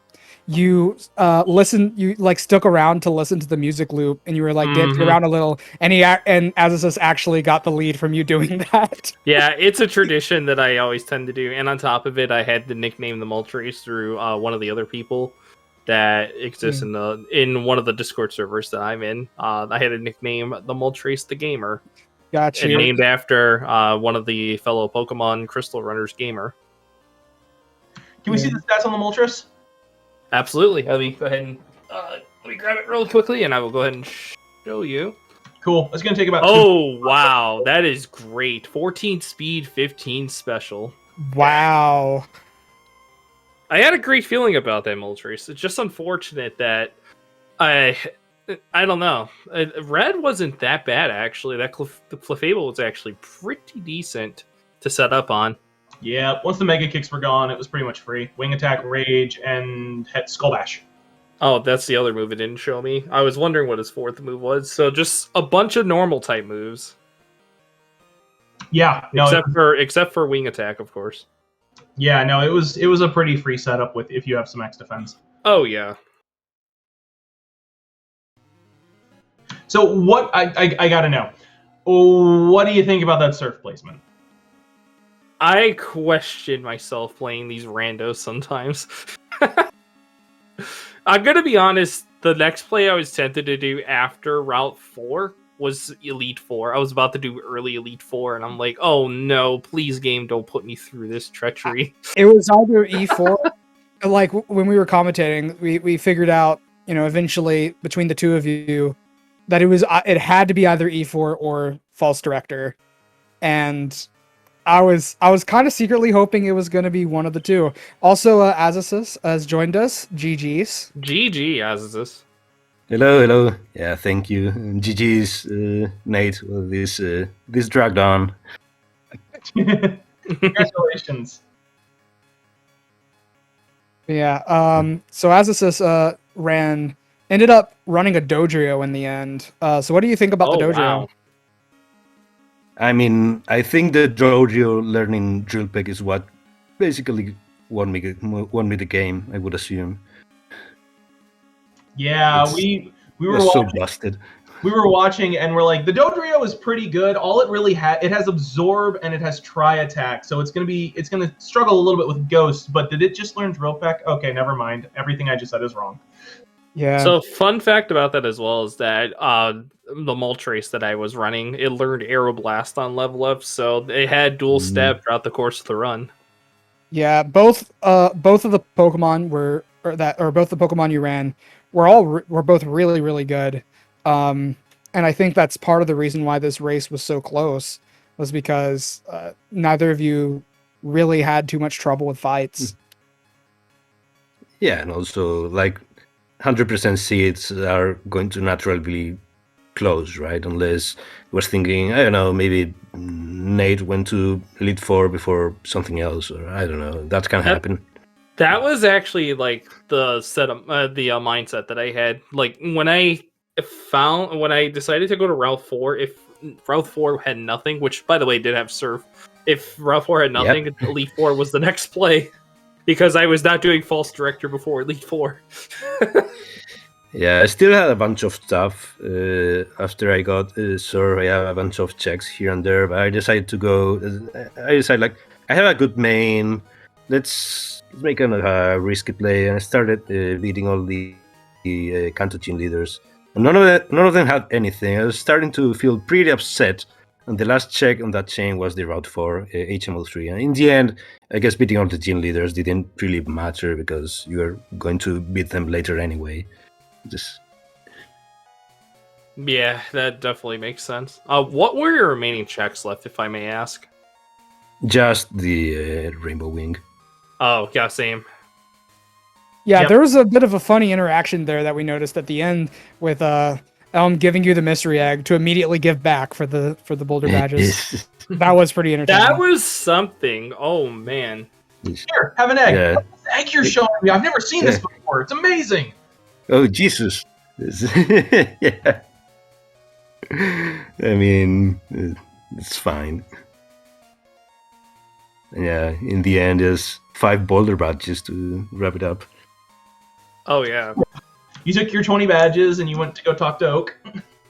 Oh, so that was where the 4 extra Orange League badges came from. That makes sense. We now know the secret of... Oh, I'm sorry, go ahead. Yeah, I mean, I was going to mention that I think that worked pretty well for me. Is just trying to, just for example, put off all these strength checks or everything like something like the chambers or dipping into ice bath until I actually got strength and was able to do that all at once. Let's say that might have saved a little bit of time there. Yeah, we noticed that you did a whole bunch of the surf stuff, like all the Kanto gym leaders and whatnot. And then afterwards we realized you still had like 2 cut checks and like all of the stuff leading up to Ice Path. And we were just like, wow, that was really risky. It paid off for you, but like we were just sitting there like, yeah. I'm surprised that you didn't do those really fast checks while looking for surf. I mean, there's a little bit of a risk that I took just checking the Kanto gym leaders because, I mean, besides, like at that point, the Kanto gym leaders were like half the checks they had open up to that point, so it was really likely that one of them or some of them were going to have something. So either surf or like something else because I didn't have much else open. So it was kind of a risky play in that sense. That's fair. Yeah, that definitely makes sense.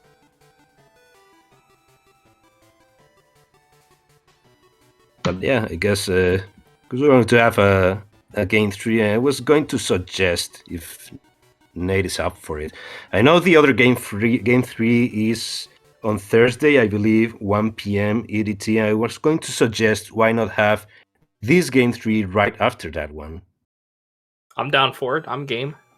Ooh. So something like 4 p.m. or whenever the other match ends. I'd say probably to be very safe because just in case if that race ends up having an Elite 4 seed, I'd say maybe 5 p.m. Eastern to be safe. Yeah. Same time as today. Yeah, also works. So yeah, we have the decisive semi-final matches on the same day, just back to back. That should be pretty interesting, I guess. Yeah, to make it very exciting. That's going to be a fun day. Everybody who's here watching, make sure you turn into both of those races. They're going to be real good. You also did the job of plugging up the upcoming races for us, I just realized. Yay! I'm filling out the form as we speak, just as a heads up. Thank you. Nice. Well, but yeah, while that form is getting filled out, we do have the next match against Urgate versus Dirtswa, May 5th. So this Thursday, 1 p.m. Eastern time. So very good. And the match has officially been submitted. So myself versus asazas will be on that same day on Thursday, May 5th at 5 p.m. Eastern. So 2 winner-take-all races on the same day. So don't miss out, everyone. Yep, we're going to have both of our finalists back-to-back. It's going to be a lot of fun. I can't wait. Yeah. All right. Well, any other comments? Not really. I'm looking forward to Game 3. In these situations, I always just say, winner-take-all matches kind of bring out the best out of both runners, so I would expect nothing less. Good luck on Game 3, Asazas, and may the best runner win. Yeah, same. Good luck, Nate, for Game 3. It's going to be really amazing. And also thank you, of course, to Dimnix and Glacial for commentating And thank you to all in chat. I hope you enjoyed the race and that you tune in a couple days for the end of the semifinals. Absolutely. Should be a thriller. But yeah, as always, also a special thank you as well to SpeedGaming for putting on this entire tournament all throughout the course of whether it was the group stage or even the single elimination stages. Watching all these matches and being a part of them has always been such a joy. And again, SpeedGaming, thank you so much for putting them on for all of us. We really do appreciate it. Absolutely. Yeah, couldn't have said it better myself. I'm not gonna try. With that said, I think we're finished up here. So, again, GG's to both runners, and yeah, we will catch those races on Thursday. Yep. Have a nice night, everybody. Thanks for watching, everyone. See Bye-bye. ya. Bye bye.